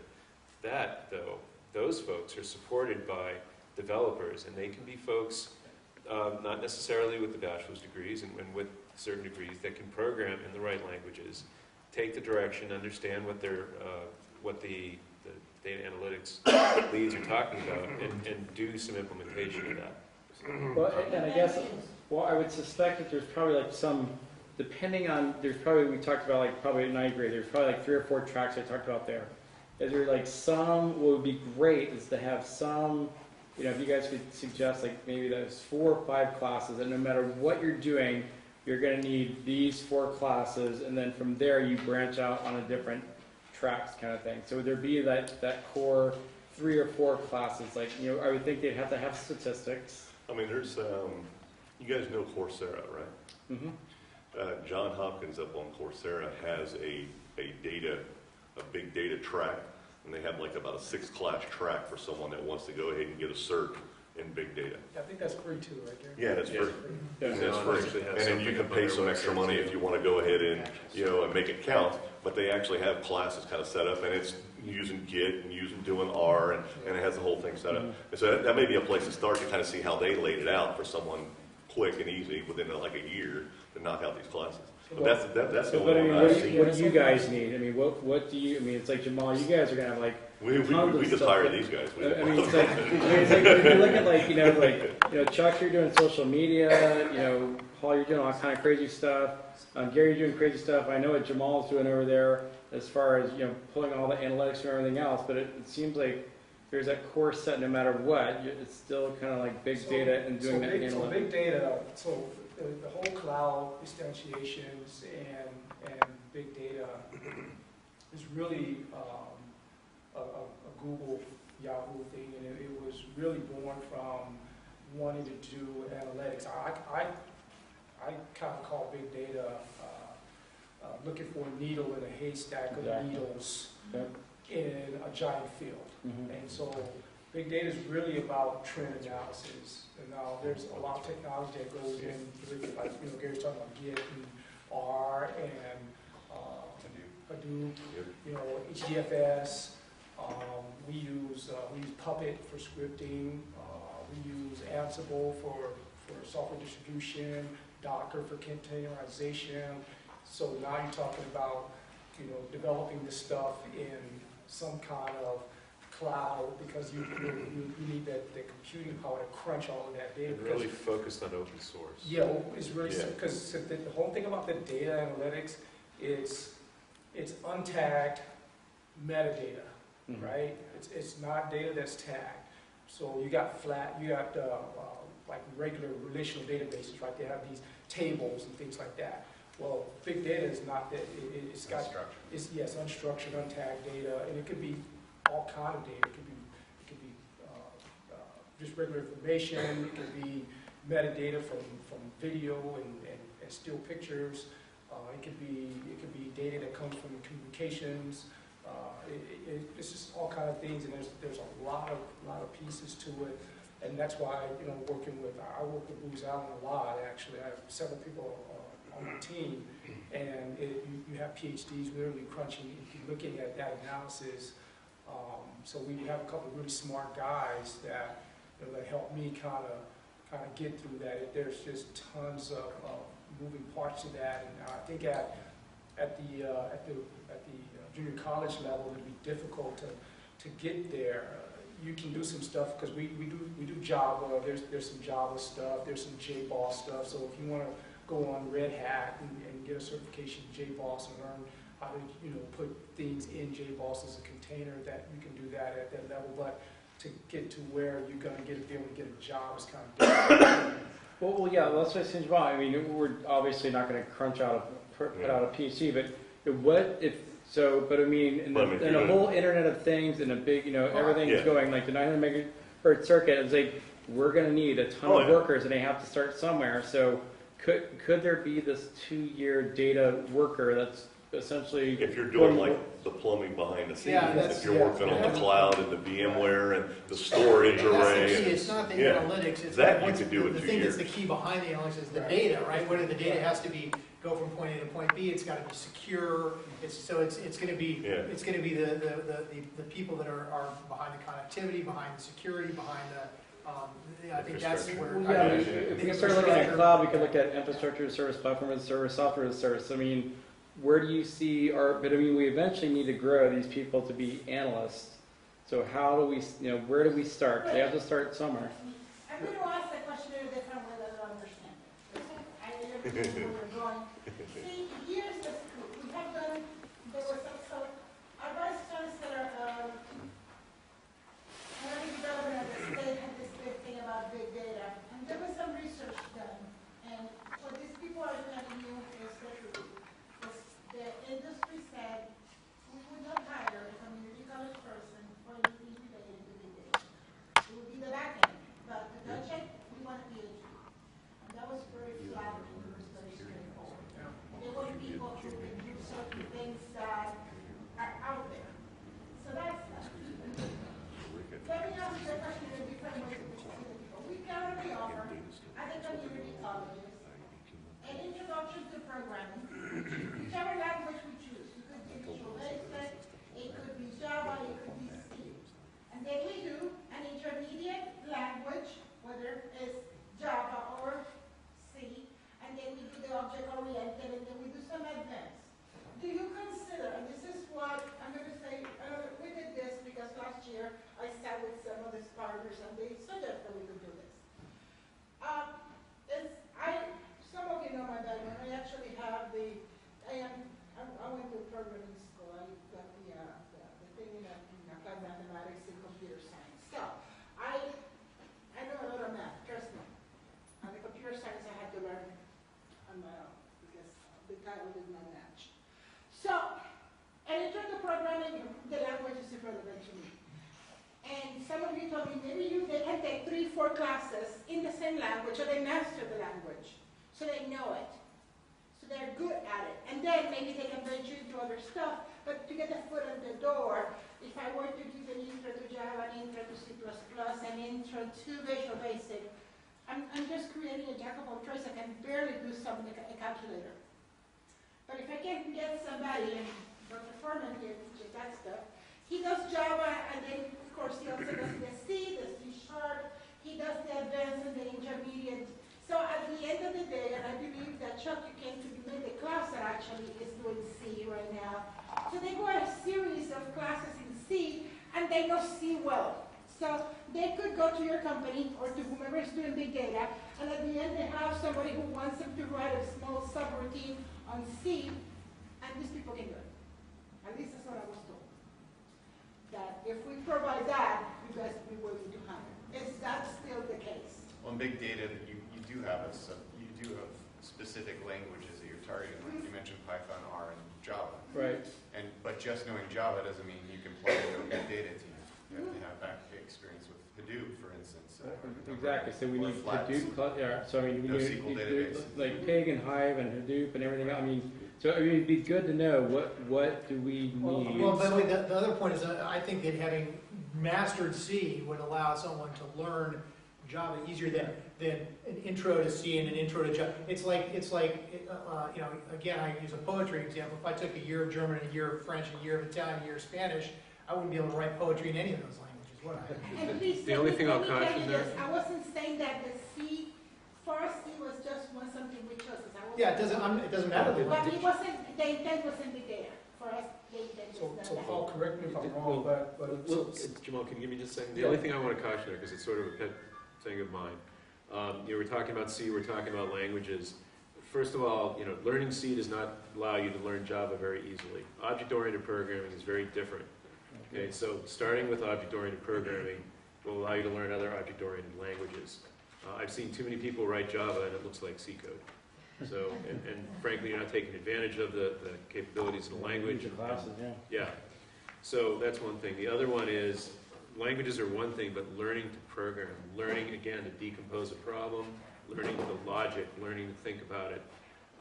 understanding algorithms. You don't have to have the full breadth, but understanding how to read them and how to see them and where to apply some of them that you know.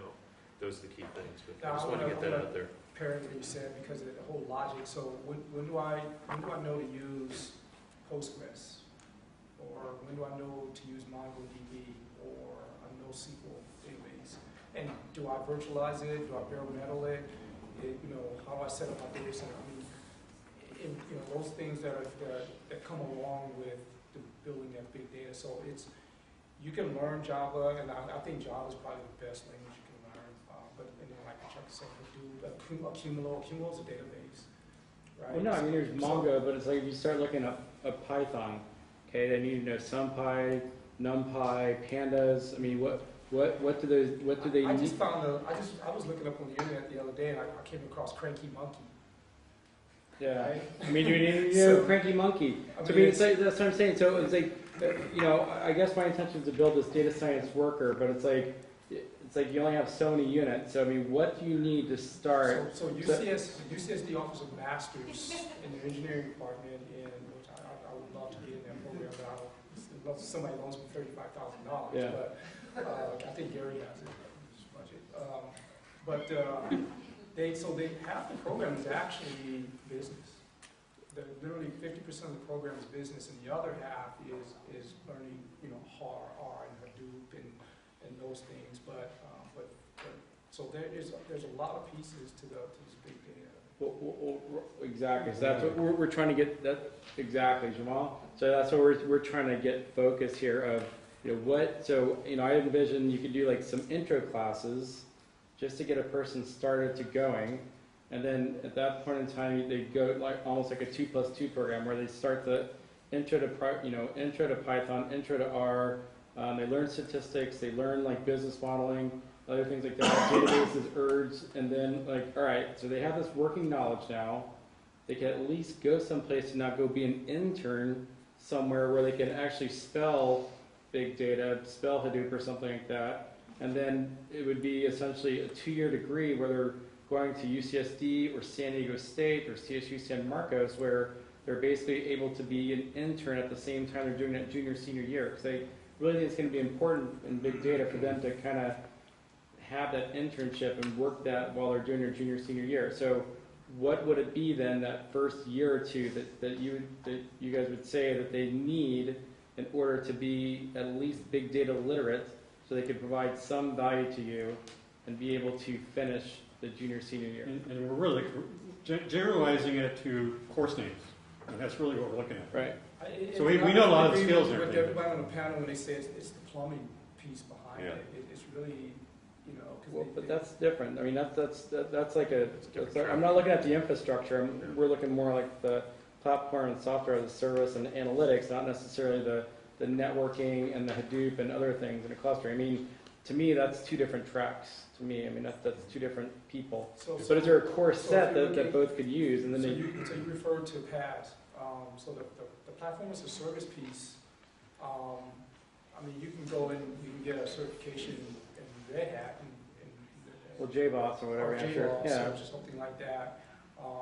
And you would still have a hard time because of what OpenShift and even OpenStack. So I took an OpenStack class. It was all big class. I struggled with it. Yeah. It was really hard. Yeah.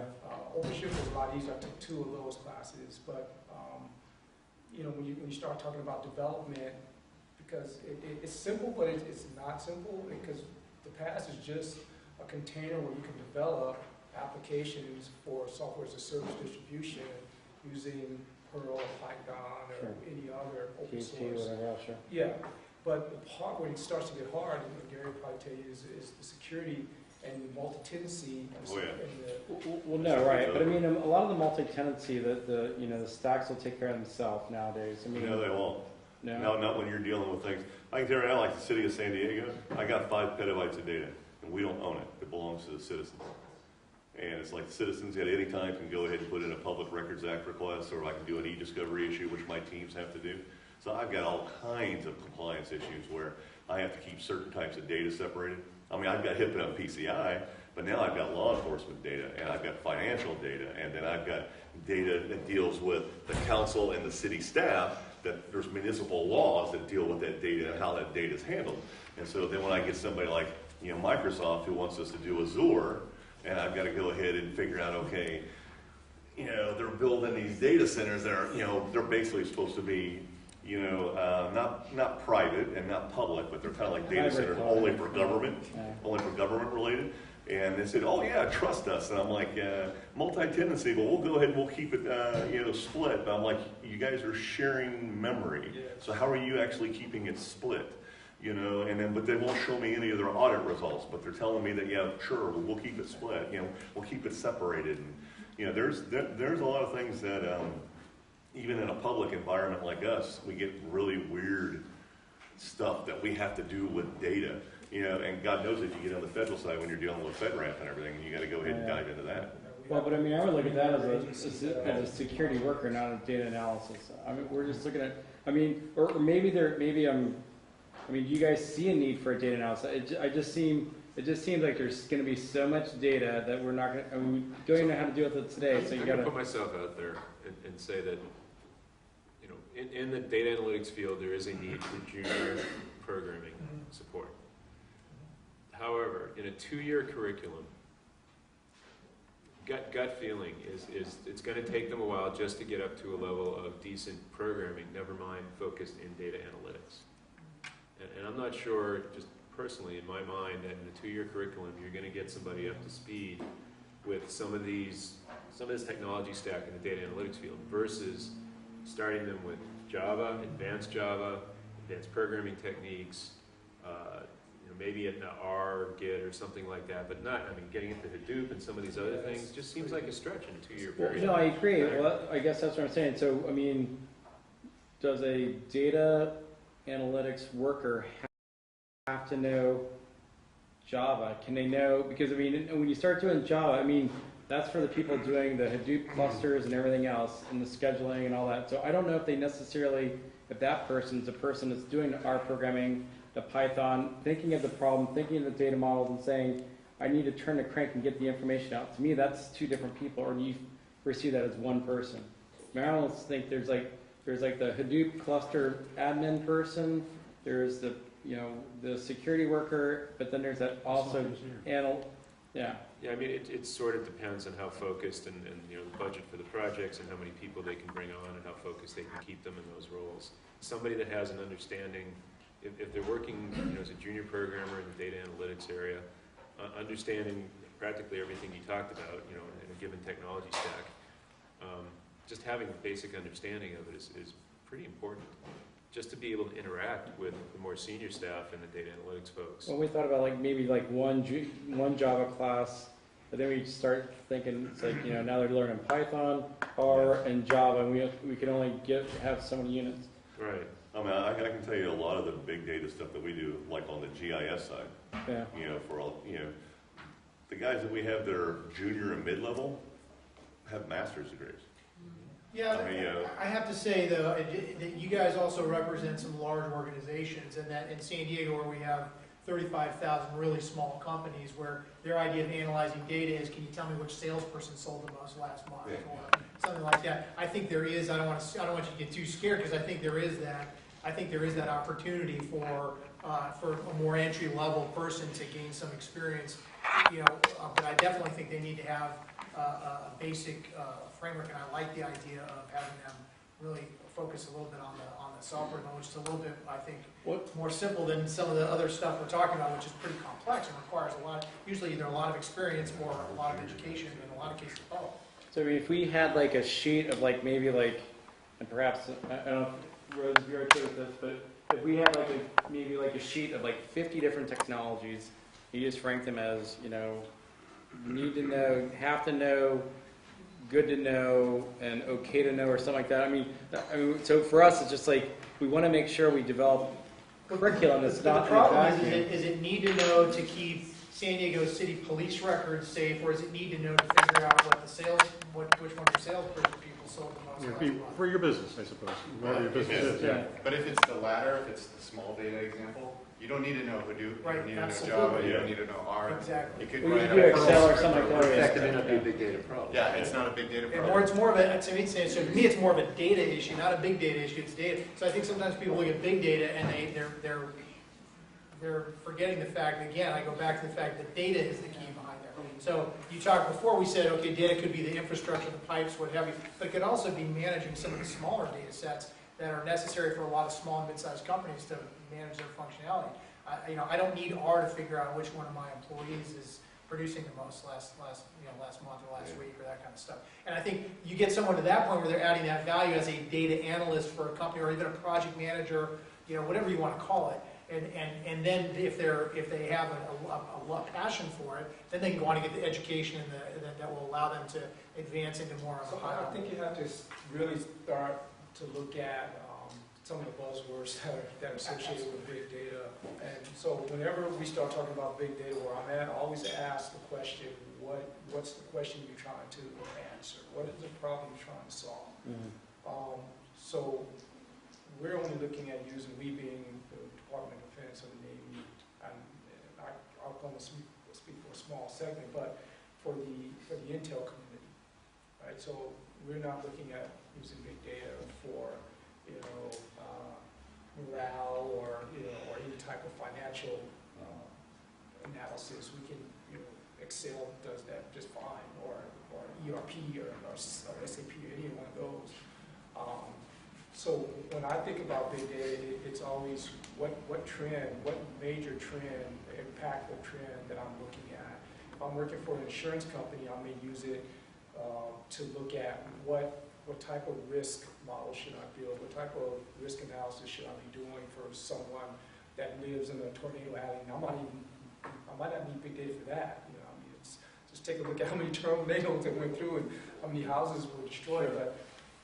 But I think the whole thing with big data is really business driven, and it's been able to kind of morph into some other things. But I think at the city college level, just being able to get that plumbing to the infrastructure behind it. You keep saying plumbing. So is it across the board? You guys think it's plumbing that's more important? Well, I can tell you. Two different things. I can tell you right now. Let me put it this way. I guarantee you something that if you put a big data degree, it's not going to be approved by the state.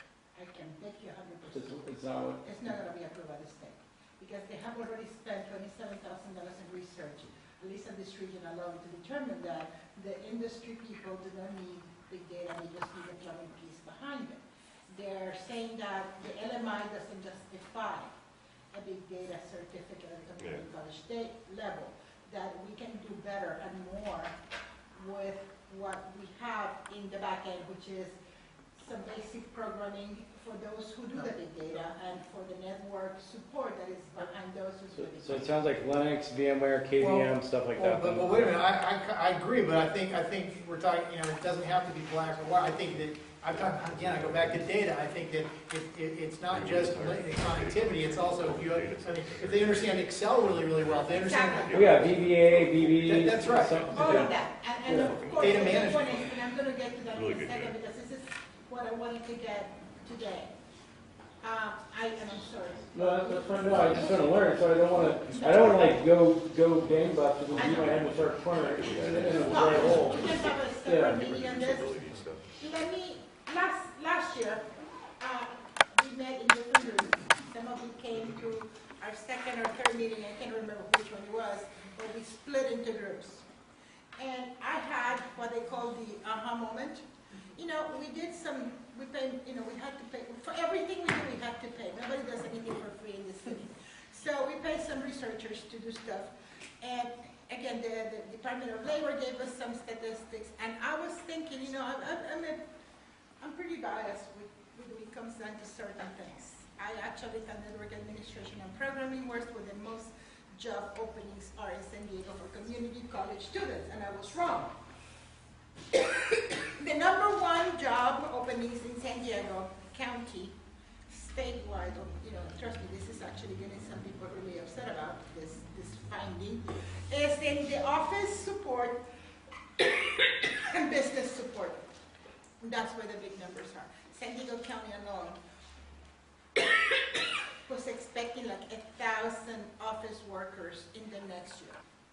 In the next 10 years, the numbers are staggering. In the statewide, they're looking at about 127,000 positions. And I said, how can that be? Well, they said, well, the people who were doing that are retiring or are dying. And it's a transitory job. People start at it and they use it as a stepping stone. So we need to train those introductory things. So we created last year, based on industry advice, a small certificate that it seems like a real no-brainer. And I wasn't very thrilled with it. That's the truth. Because I was hoping to something, I mean, the grandiose, the big, and I had to be taken down to the small, the basic. We call that a business information worker, which is the keyboarding. It teaches somebody how to type if they need to. If they don't need to, they don't need to do it. They need to know Word very well, not just the pretty, but very well, the complex word. They need to know Excel, and I mean really well. They need to know the math, and not to make it pretty, very well. Do they need access? I was told, everybody's like, okay, no. You agree with that, I do too. They need PowerPoint. They looked at me and said, an idiot could learn that on their own. Okay, fine, shut up. But they needed to know Outlook or a mail client, and they actually recommended the CIS 181 because they needed to know the general principles of technology today. Plus, they gave me these things about what they needed. They needed to know how to do Windows. Because if they don't know how to use Windows and directories, they cannot file. They can do electronic filing. Yep. And yeah, that was very much so. And you are going like this, so yeah, I know. I'm humbled. And they also needed two more things: customer service and how to write in a business sense. So the state, believe it or not, thanks to you guys, the state has actually rolled this out statewide. It's statewide approved. They're going like, yes, this is what we're going to do. And my job today, and again, that's what the state man paid for the dinner. There's a reason why the state man paid for the dinner, okay, because otherwise you would have sandwiches. Is this. We are looking into a statewide project to make this happen for everybody because the numbers are showing that, like you were talking about big data, it's not so much big data what you're saying that they need, is they need an employee that after they go into an introduction business worker, business office person, that then they know how to do a few things. And those are the competencies that were listed, and I'm going to run them by you and just show a hand that you agree or not. Somebody who can actually do some social media safely so they can put your business in either Facebook or LinkedIn. Do you think that is of value? Because not everybody knows how to do it. You don't think that would be something? I think it depends on what the business is. I'm talking about general. Okay. You think so? No, I don't. At our job, we were told that we cannot post anything about our company. We can't take pictures within the company. I understand. The only thing we could really put on there is that we work there. No, but that's not what I'm talking about for you to put it for your own page. The company wants to have their own page on Facebook. Their page, the Solar Turbines page. Yeah, because how many people in the company are responsible for that? Only one or two. But there will be that one person. We have people trained in strategic relations and public relations to be able to do that. And so do our clients. They hire us often to do that work, and we have to keep bringing people with the right certifications and training. Okay. And typically, they want to see some experience because you're putting somebody's reputation out there on the net. Yeah, that's not an IT position. Yeah. Thank you. So I can actually spread that out.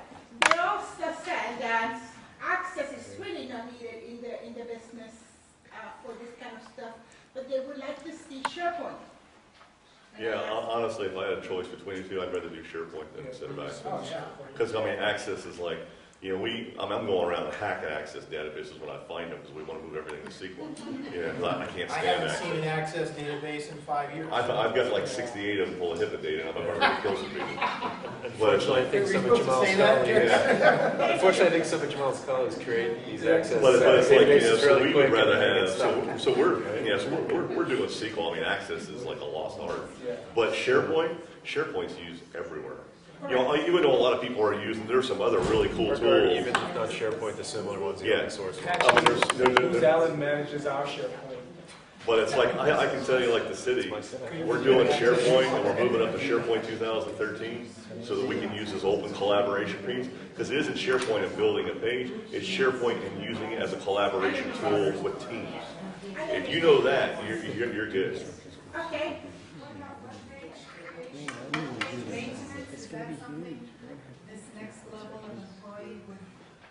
You know, if you're doing, I can tell you, like our web team, the web team that we have, they know. Right now we have Dreamweaver, but thank God we're getting rid of it.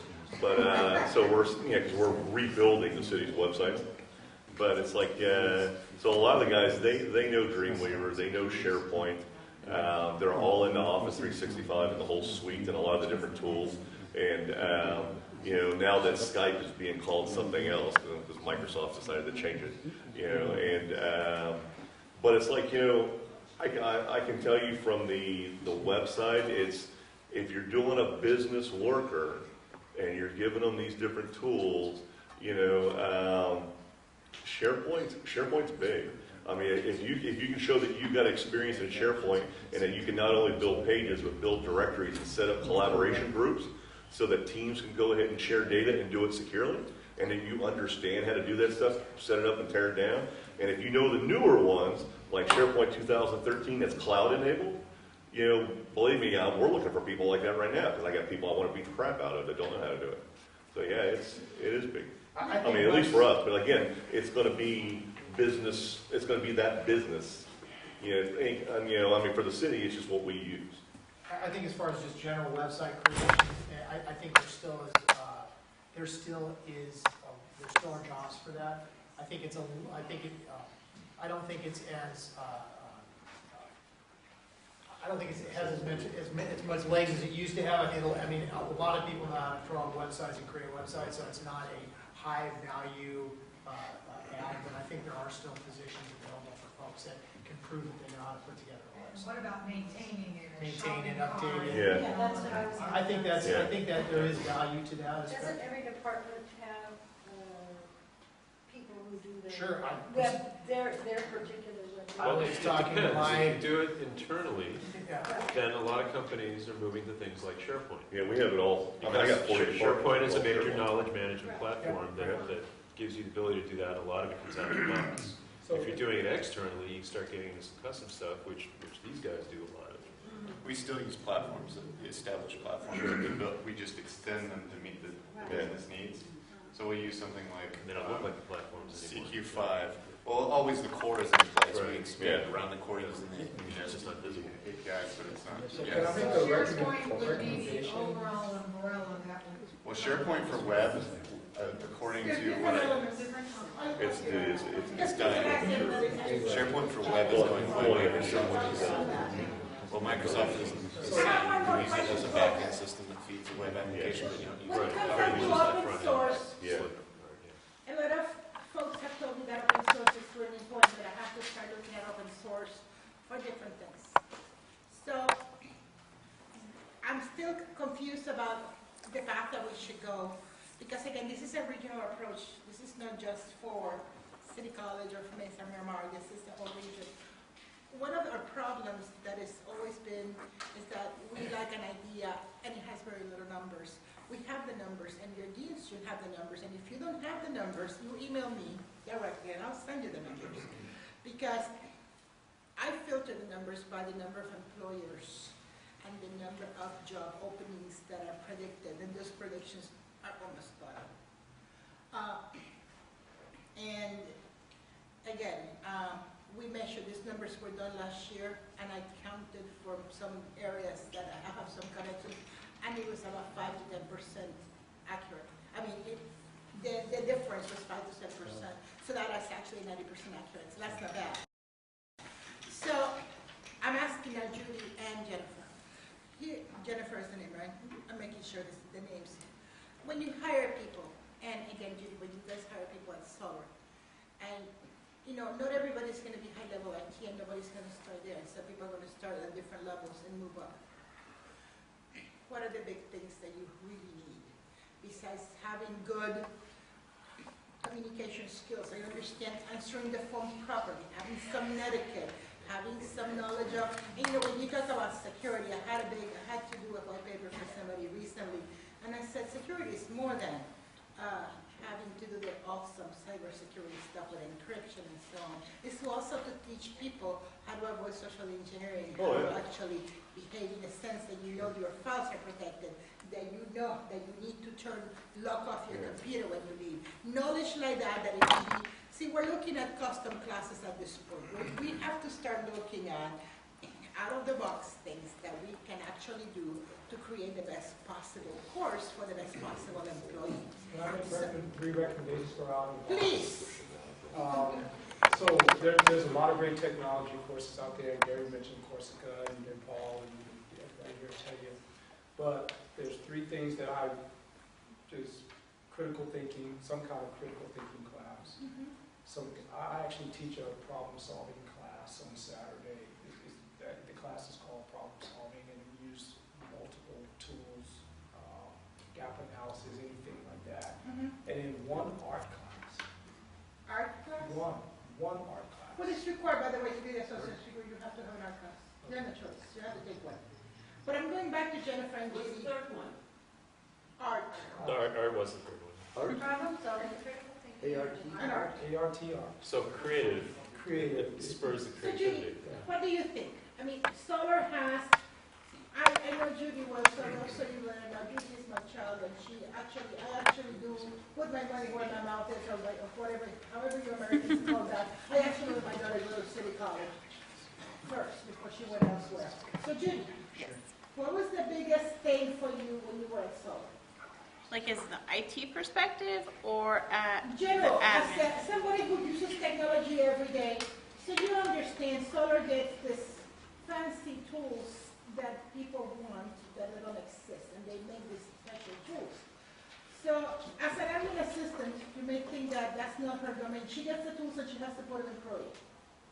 So Pro E is part of your requirement. Yes. And some other funny programs So that... for those who don't know, Solar Turbines makes turbine engines. So some people, when they think of solar turbines, they say, oh, you guys make solar panels. No, we make turbine engines. So basically, I work for experimental manufacturing and tooling, and in that department, they make special tools that they use to fix, like, remanufactured engines. So basically, you'll have an engine that's 30 years old, and they'll come and say, hey, we need a new tool because this one doesn't work. And you have tool makers that will just look at a design and build it using, like, different machines. So in my role, I do everything. I'm like the glue of 300 people. So if ever they need anything, I'm the person they go to. So I have 8 managers that I report to. So I manage everyone's calendars. So when they're talking about big business or big data and stuff like that, our IT is very big. There's entry level. First, if you want to get in the door, it's just desktop deployment. They basically image the computers and they send them out. That's all they do all day. Get computers, send them out. So I was actually, when I was looking there, I was like, oh, I got a IT degree. I want to, get in IT. And I was like, oh, I don't want to do that all day. Like, come on, But then after that, then you go on the print cartridges. I'm like, really? That's all you do? Like, change print cartridges? And then after that's help desk, where you're on the phone, and our help desk does everything. Like, you need paper, they get it, they remote into your computer. If you have problems with Pro E, you need to know everything. Like, if you have an issue with Pro E, they need to know, because that's everything. All our tools are in there. We check in tools, check out tools, designs, and it's a really weird process. So you understand the magnitude of what these assistants need to do, because there's several of them in that company. What was the most expensive tool that is going through your desk? If you can say. The desk itself. It's hundreds of thousands of dollars, millions of dollars. For one tool? Not just tools, I mean engines. We get everything. Okay. She came to my house one day and said, OMG, a tool came to my desk and it's $1 million. I said, what tool could be $1 million? None. And she said, yes, there's one.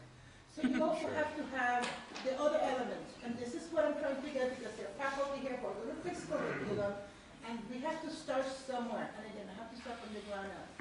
Chuck, you have an assistant, right? Do you expect confidentiality from her end? Absolutely.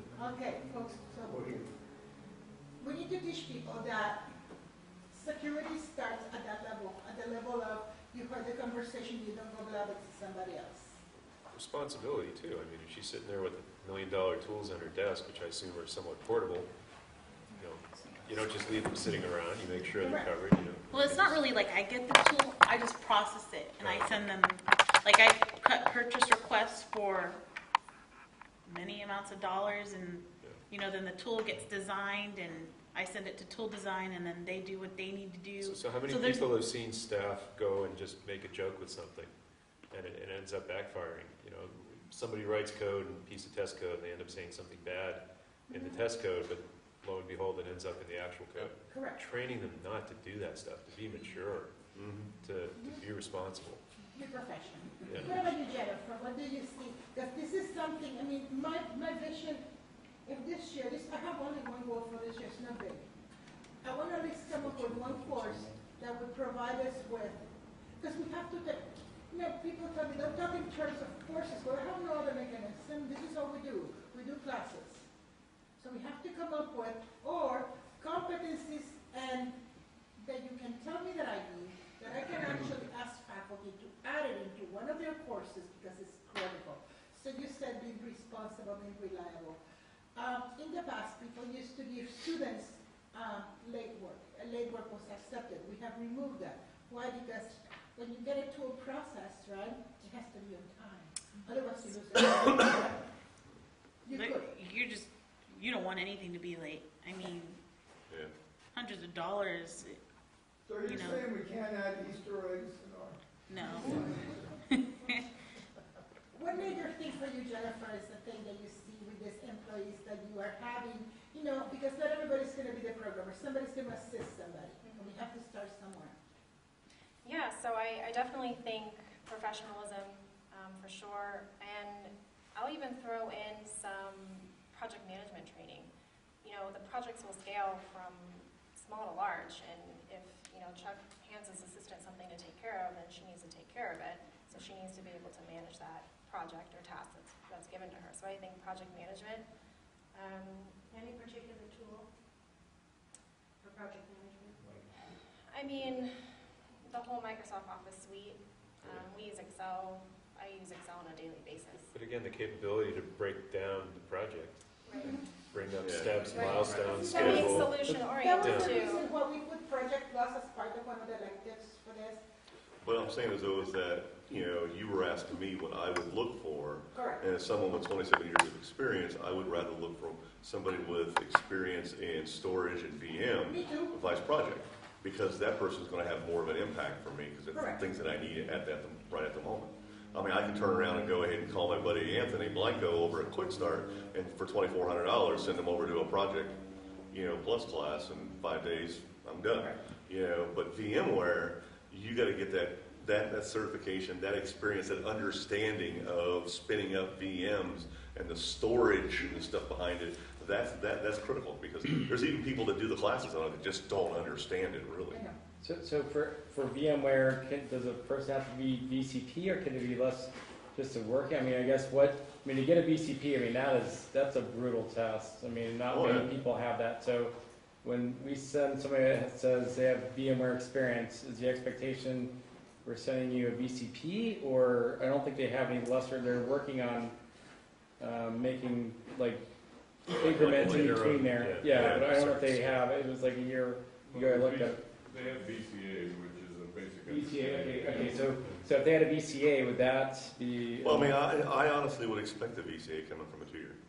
If they were coming from a 2-year and they had a VCA and they had some other certs, and I could see that, they've done Security Plus and they've done Network Plus and they had a VCA and they've done some stuff in Linux. I could see they're putting themselves a good foundation to come in as a junior network engineer, either doing storage or doing something with cloud.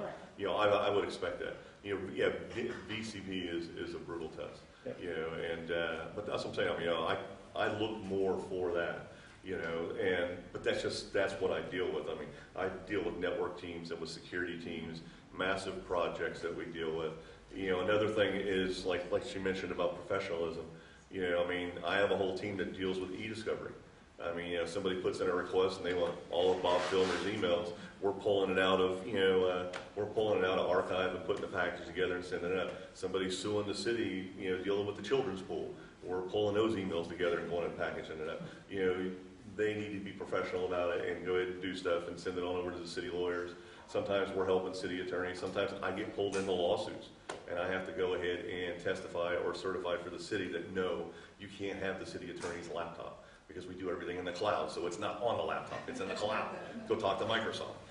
But you have to, but the thing about it is that, it is that professionalism piece and that you're in a business environment, you dress accordingly, you treat each other accordingly, and in fact that, especially with like a lot of the stuff that I handle, that my team handles, I mean, I'm answering directly to the city council and the mayor's staff and stuff. I mean, I'm dealing with, Chief Zimmerman, I'm dealing with, I go over to the fire department a lot of times, and go check out their ambulances because they're handling HIPAA data in the ambulances when somebody's in the ambulance on the way to the hospital. So I mean, a lot of that stuff is really critical, and I'm like, in my teams that deal with those projects, I expect them to act accordingly. And I really, really stress with them customer service. I tell them, I said, look, when people call us, it's because they're having a very bad day. Something's broke and they're pretty angry. I said, you are professional with them, you handle the issue, you go ahead and make sure it's fixed. If they start screaming and yelling and everything, you deal with it and then you send them over to me. That's my job. I'm allowed to be yelled and screamed at. I'm allowed to yell back. But it's like I said, you have to be professional and not lose it. One more thing, one quick question. So to add on to this, because again, after we meet with you guys, I strongly advise that the colleges and the representative today meet. Because another piece that we have a problem with is that we hear from you, and there's some things that have huge LMI that it doesn't matter if every college and every high school and every whatever offers it. But there's some of the LMI is not big enough, and if everybody were to do it, it would be futile. So we need to talk to each other about what we're doing. One of our biggest pieces is, for me, I want to validate one thing because one of the colleges or what, you can talk to your chair. Some people offer Cisco, and I know you went which one you went to, and I guess continuing it is here represented. There's only 3 institutions that offer Cisco in the city. The number of students is not as large as it used to be. But we're still offering it, and we're trying the best we can with what we have. That is another validation I need to have, whether continue offering Cisco is of value in this county. Can I ask you a question about that?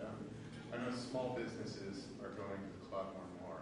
Infrastructure as a service mitigates the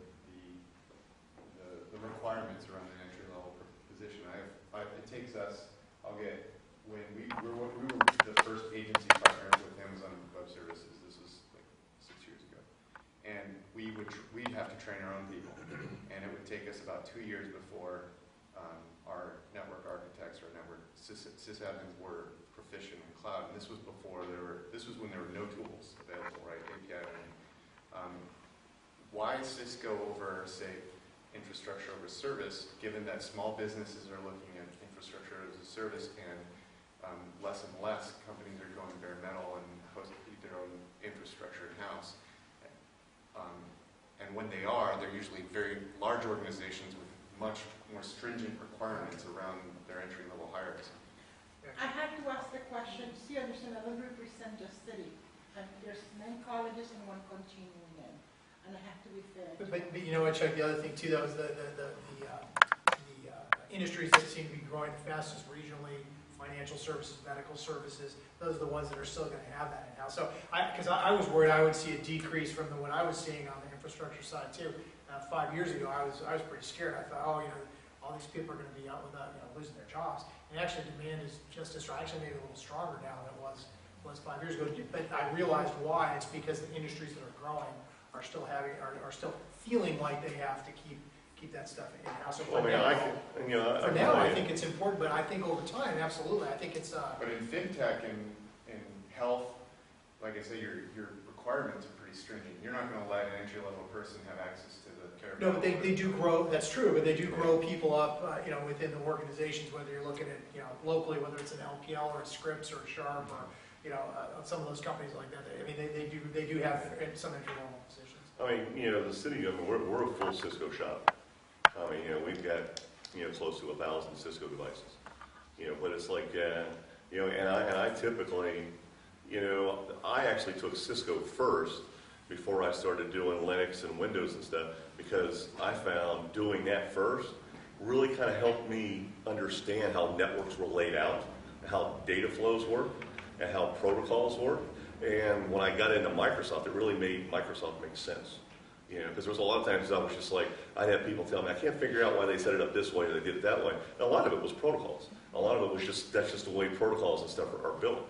And I mean, and since then, I mean, I've dealt with Juniper and I've dealt with Brocade and other stuff, but I always have fallen back on Cisco and as a core networking component just to understand networks. And I mean, a lot of my guys that do cloud and that do storage and everything took Cisco classes before they moved on to other stuff. The reason what I'm asking is there's career ladder, right? I mean, Cisco's broken it up the rooms. Then we have continuing it. Then we also have Imperial Valley. So 3 institutions and maybe 4 because one is. Yeah, but I'm told by your dean that they're not doing very much with that. We have half of this is. Okay. So we have now. This is what we have. We have 3 people who are doing the full-blown program, and there's 2 that are doing somewhat something. Adding another one, would it be of value? Because right now, you guys are feeling saturated already. I mean, you don't have enough students as it is right now, right? Or are you still getting the volume? No, my head count right now for next semester is about 100 students. Is that what you expected to have? That's maxed out at 128 students. Okay. We're clearly pretty well too. We were in full Cisco at Palo. Your power. Yeah, full Cisco, full Linux, and full Microsoft. Good. Microsoft is software. Linux and Cisco are going back. Yeah. So right now we have, I think we have the right mix. Adding more, because there's only 3 colleges that are not doing it. Adding more at this point, do you think it would not be okay? Honestly, the only thing I would say is it used to be that when they would teach Cisco, you start with CCNA, but they've broken their tracks now where you have CCNA and CCDA. Yeah, and honestly, I think the CCNA and the CCDA give you a lot of experience, just on the basic level of building out networks and building out, larger infrastructures, and then you feed that into whether or not you want to go security or whether or not you want to go do voice or whether or not you want to go do cloud. Honestly, I think the CCNA, CCDA, that those tracks right there, I actually keep mine current. Even though I don't do it as often, in another year and a half, I'll be recertified. But I keep them current because I find numerous times when I'm doing security and I'm chasing, there's really weird things that are going down and I'm dealing with data flows. 9 times out of 10, it's something that's just not configured correctly. There's something wrong network-wise, or if I'm actually dealing with a breach, 9 times out of 10, I'm chasing down the way something's laid out, and I find it useful. I honestly find my brain's wired differently when I'm looking at network maps and I'm looking at that kind of stuff. And I do.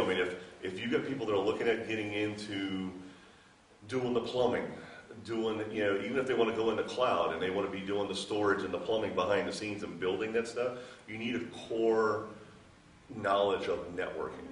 Because it just helps you see data flows, and it really helps you understand, building those groups, building those buckets, and how to keep them separate for security and stuff like that. It just gives you the foundation, and then you can add tons of other stuff on there. And Cisco, they've acquired so many technologies. There's so many different certs now, but you need those core fundamentals to kind of get you started. We've added the voice over IP and security classes and the full CCNP, so it's.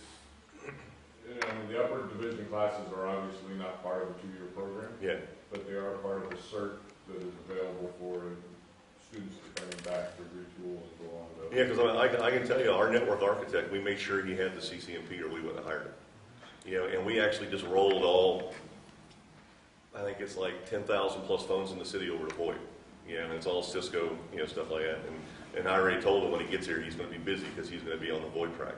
And even myself, myself with all of my certs, I said, I've got 2 bachelors and a master's and about 20 plus certifications. I'm doing CIPP right now, which is a Certified Information Privacy Professional. I'm working with data privacy. But as soon as I get that done, I'm rolling right into SCADA search right now because I got to get up to speed on SATA and control networks. You know, but it's like, in my field, I'm constantly in school doing stuff. Because the technology just doesn't stop. It's constantly changing. He was first in the year. Yeah, just a few things I got gained from tonight. First of all, thank you guys so much for being here. But what I learned is that, like, we're trying to put together the right courses, and I think a lot of our colleagues have some pretty good courses. But what I picked up, particularly from Chuck and Gary, was that we have to remind our students, just like if they want to be a musician, they don't just only go to music class. Right? 'Cause we got to tell our students, if they want to be in this field, go join a meetup, get an internship. It's so much, we can teach them so much. Some will get it, some won't. But the ones that are, they have to have a passion. Yeah, if you can get them jazzed, it's a multiplier. Because they're outside of school, when they're outside doing stuff, they're digging We can into teach them so much, and of course we want to keep our courses current. But they got to do something on their own too. I mean, the meetups and stuff are free. I mean, you meet some of the coolest people. I mean, I've joined meetups for drones and meetups for startups, and it's some of the neatest. I mean, I'm on the board for several startups, but I still go to meetups to see stuff because I'm just fascinated by technology and what people do with it. They will get the connections and the networking and all that stuff. Yeah, and when I built this whole thing for this group of veterans that we were trying to help them go into cyber, I told them it's mandatory. You've got to get on Glassdoor and start looking at stuff. You've got to get on Dice.com. You've got to get on meetups, and start seeing what's in the area. I think right now in San Diego there's close to 4,000 in the area, and it's growing. And just frankly, that everyone in this room should be going too. Yeah. It just isn't them. You guys should be going too. Us. All of us. Even beyond We are tonight. That's what it is. Even beyond the further education, even as Chuck mentioned earlier, he met someone there, and probably within a week he was at our office interning. So beyond the further education, you're networking, you're meeting with people. I mean, I can't tell you the amount of resumes that come across everyone's desk every day. If you have a connection into the business, your resume floats right up to the top. We know.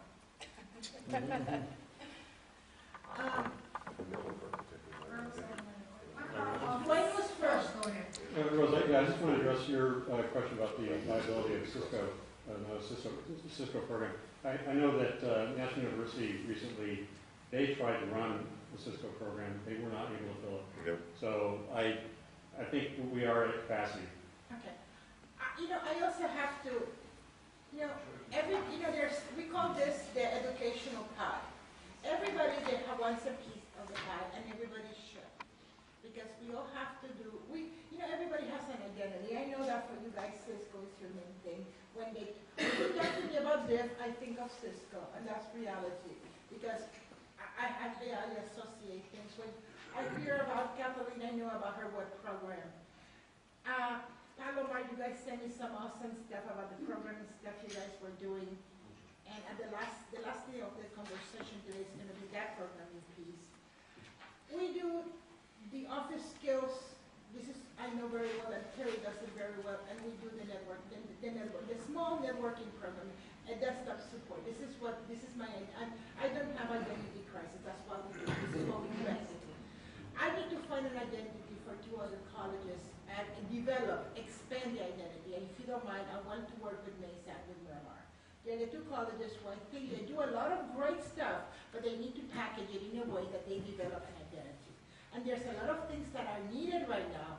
I looked at, again, things that nobody does. I'm looking for gaps in what we offer that is within.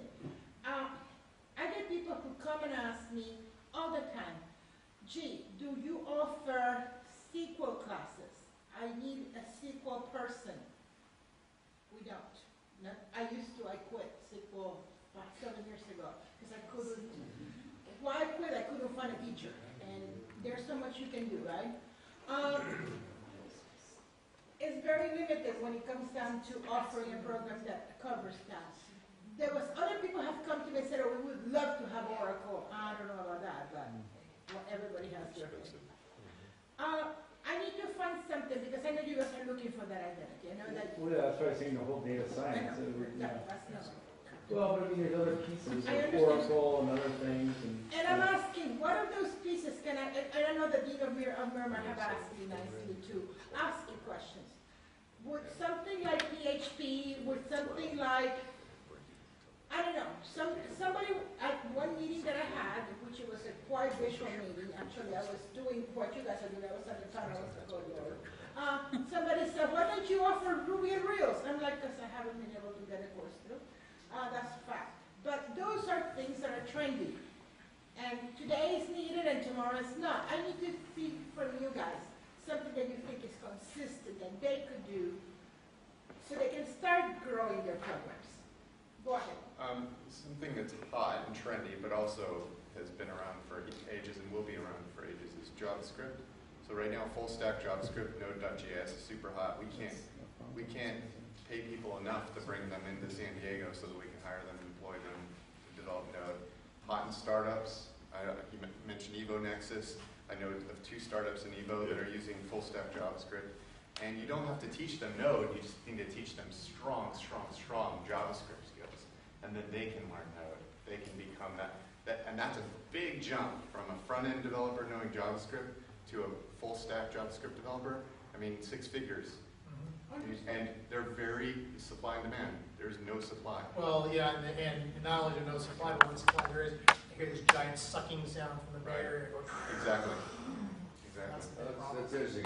We had a show where we're running more than 1 section of JavaScript, and all of a sudden it blew up, and we're like, well, let's add another one, let's add another one. Now we're throwing like 3 sections of JavaScript. We go, keep doing it. Well, let's go ahead and try to run the advanced. Oh my, first time we filled it in like, years. So that was interesting to hear that, because I was kind of going, what's going on all of a sudden? And so that's really strong. Huge right now. Yeah. And then also in the same breath, JavaScript again, the single page frameworks are super hot. Angular, Ember, they're super hot right now. Can't pay people enough to move to San Diego. There's so few Ember, Angular people in San Diego. So teach them JavaScript, point them in that direction, say do this in your free time. And that way you don't need to have professors that know Angular, Ember. They're super strong advanced JavaScript people. And then those that are passionate about what they're learning will go take the initiative and learn those things that will make them the 6 figures. So would they need to know, like, JavaScript and then back end like MySQL too? They'll need to know, yeah. So, I mean, but you don't need to teach them. I mean, in 2 years, you could get them to the point where they're, mid-level JavaScript person, and in 2 more years they're approaching advanced, and then in 2 more years they might be making 6 figures doing. Well, but I would think they would have to know, like, JavaScript and some MySQL, at least some intro level. Or Mongo, both relational and unstructured. I'm glad you brought But that you up. don't need to teach them that. I guess is my point. Is that you don't have to hire professors that were ex-Google employees that know this stuff. You can teach the advanced JavaScript, and then they can learn that on their own. Well, I'm going to bring some news to the group in here because I promised this time we were not going to extend us more than the 7th anymore. And I think I'm keeping the promise. I hope I am. The state has come up with some money from the Fed. Huh? So we're talking about some big money. This is serious money to create collaborations for what they are calling programming boot camps. And I promise coding boot camps. And I sit in that board of the 9 people in the state that do what I do. So I sit there and I'm listening what some of them are doing. The contender is somebody from up north, big town, San Jose area. And this is their approach. And again, I'm not going to say the name of the saint. I'm going to give you something about what they're trying to cook. They came up with the idea to recruit and collect the code curriculum from something very similar to a MOOC. They're having something where they have a boot camp company that has a curriculum that is guaranteed that if you go through all of this stuff, you could actually learn A, B, C, D, E, F, G in so many days. And they're going to buy that and then crank it out amongst those people in San Jose, Silicon Valley that lost their job. Because that is their target, that is their proposal. A target is people who literally have already a degree and then they're going to be coders somehow by miracles of above. And they have a good chance because they're getting support by some nice vendors. that would love to have that happen for them. You know, Steven Shrum, I don't know if you know who he is, but he's the guy who founded Udacity. Dr. Shrum is a very smart dude. And he actually came up with a nano degree in Udacity. If you look, it's similar to what they are going to be doing. However, they didn't opt to take that money. It's $2.6 million. They are not going to use that money to do a Udacity model. They're going to buy the curriculum, teach it themselves, and crank them out, or they're doing it through continuing ed contract education. If we want to write this proposal, okay, I could not use anything of the stuff I know from the other group, because that would be unethical. I would not want to do it. But I am willing to help if people are willing to do this. You guys are going to have to talk to each other, but to qualify for these dollars and cents, you would have to first have a collaboration between more than two schools. With us, City and Mesa, we wouldn't come because we're a district, so you have to go outside, maybe Alomar, maybe Grossman, Cuyamata, maybe Semlas. Correct. So, I know, I talked to Molly about it. Okay. So, the scoop is, I have the whole RFP for it, I read it. It's just, the whole thing is that it's alien to us. Because the goal is fast, deliberate, do it, and it's fast. Awarding is based on speed. These people don't seem to understand that it takes us a year to pass curriculum for one class. I would love to have somebody understand speed. It's coming from the same office that takes them 1 year to approve it, by the way. So, I'm asking you guys the question about this JavaScript. So if we were to do something at different levels, and yes, we would have to teach them, because some of these people were perhaps in the arts or there's something where they were not technically inclined. So it would be a huge thing to go and teach people programming, coding in a bootcamp model that somebody would come in and come out in less than 9 months capable to go on the job. When they would be hired, I don't know. I am assuming somebody has an LMI somewhere for that. But do you think that something like JavaScript with, I don't know, SQL or MySQL, PHP would actually be something that would work? Out of a boot camp?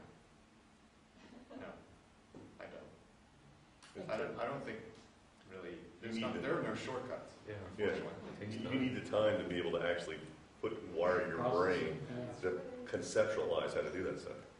You know, I agree with you guys. I was invited to participate in that group, and I declined because I know exactly what it is. It takes time. I remember that. I don't know if you guys are familiar. If you guys were to ever say this to the people of San Diego State, I'm not going to have another meeting.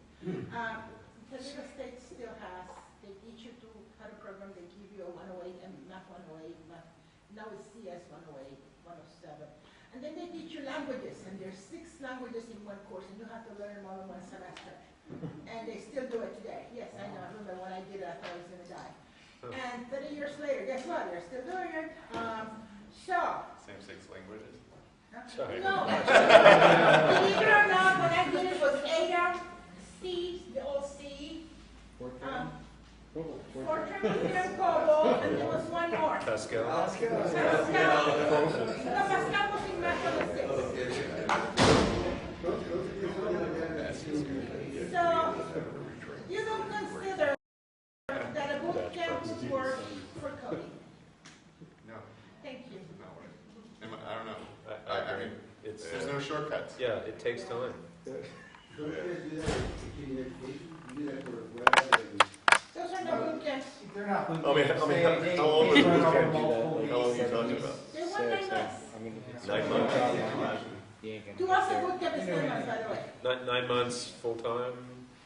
I'm assuming that the design is going to be full time, but the way that they are looking at it is that they're going to crank them through like 5 or 6 courses, 5, 6 different levels of a language, or 2 languages, 3 levels in 9 months. And I said to myself, With no prior experience in this. No.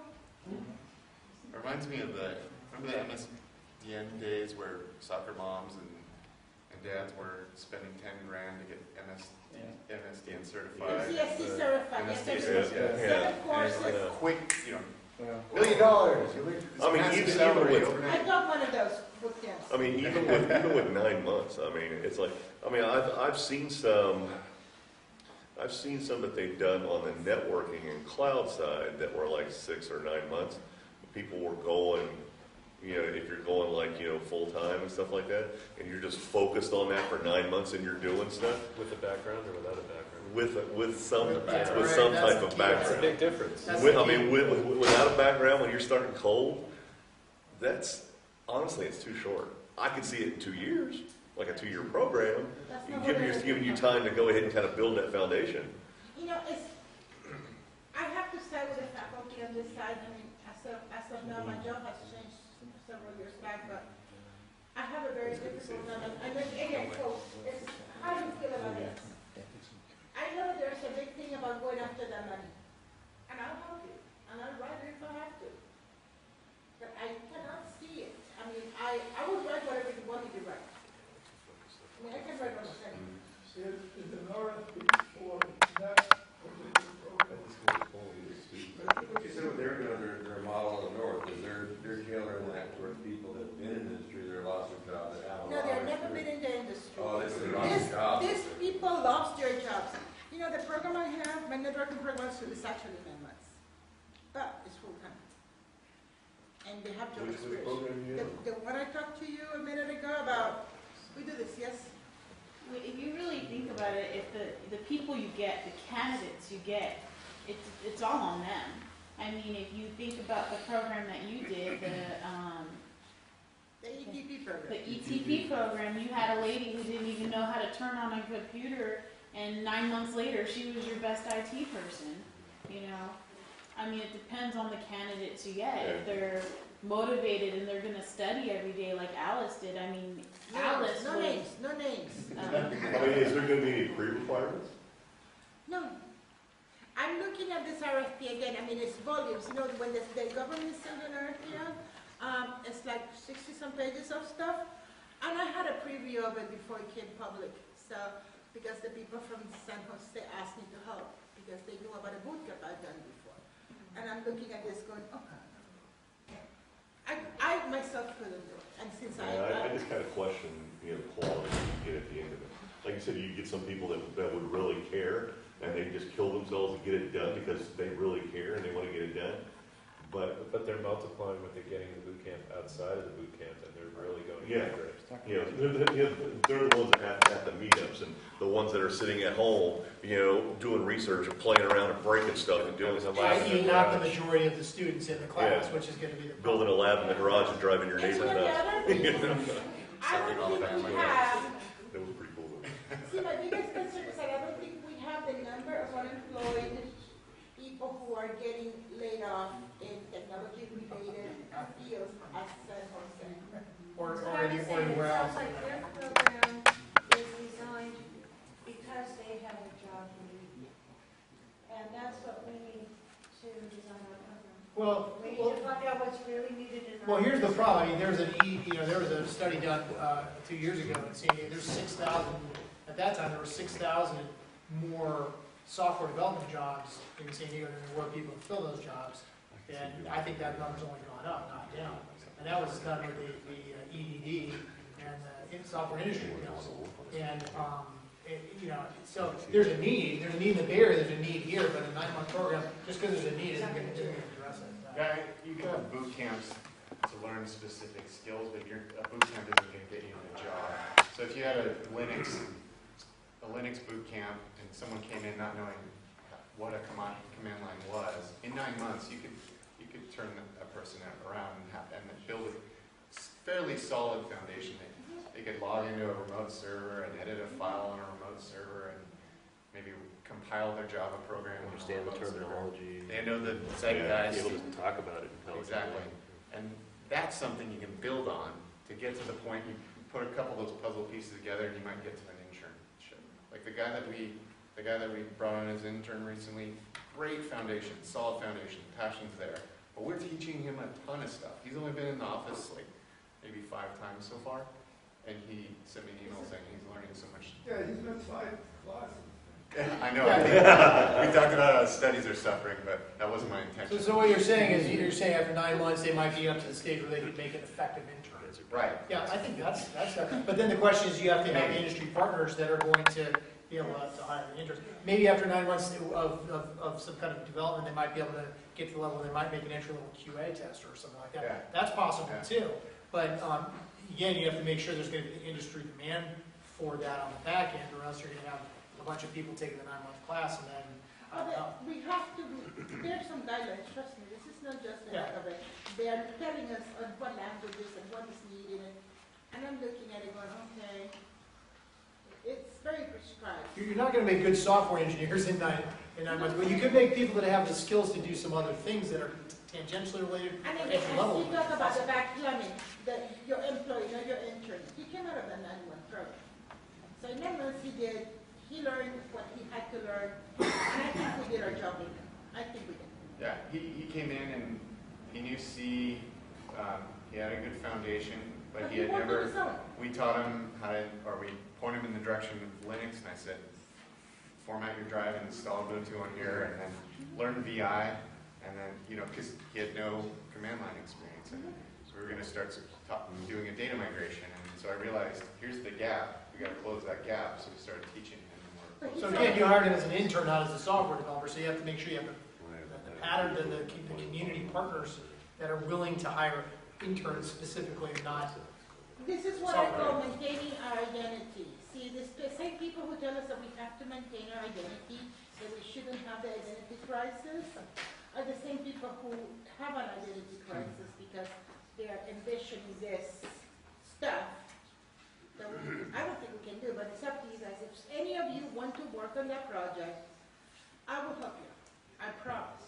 I just don't see us, I cannot commit city to do it. Are we good with that? I cannot see us do it. I think it sounds like you need to change the expectations for that kind of a grant, because this is so common with those grants, is that they're unrealistic about what you can accomplish. It sounds good when everyone buys into it, but then you've got industry saying that's completely unrealistic to expect someone to come through a 9-month program unless, like Judy says, they would come in with the right skill set, some prerequisites to start out with, and you're growing someone from a certain point, not from zero. So. And again, we can talk. I'm here next week and the week after. And I thought I'm meeting with you guys individually. If you need me to go to your college, I will. Next week I have much stuff in my calendar. But we can discuss it. It's feasible for some people if you have a population of unemployed professionals, but to do it in a regular course, in a regular program, what if, I don't foresee you canceling your regular FDS, so you can offer something like this that is no guarantee to pay out, although you may have $2.6 million to spend on I don't know what. We need the employment's backing, and then we can pay the programs to work on those. Well, again, I will send you guys a link to the RFP so you guys can read it if you want to. Go to the 56 pages and Rose, I missed the front end of that. What was the workshop, or what was the grant for to teach what in this boot camp? It's a boot camp for coding. Oh, for coding. Yeah, one of those. For brand new people who've never coded before. You got that right. Oh, well, and so the expectations when they get done with this boot camp are they'll go get a job. I think they're going to be able to write it, Windows 2015 or something like that. Well, I know that coding is necessary. I know that the industry's looking for it. 7:30, folks. It's like saying, it's like saying we need lights on.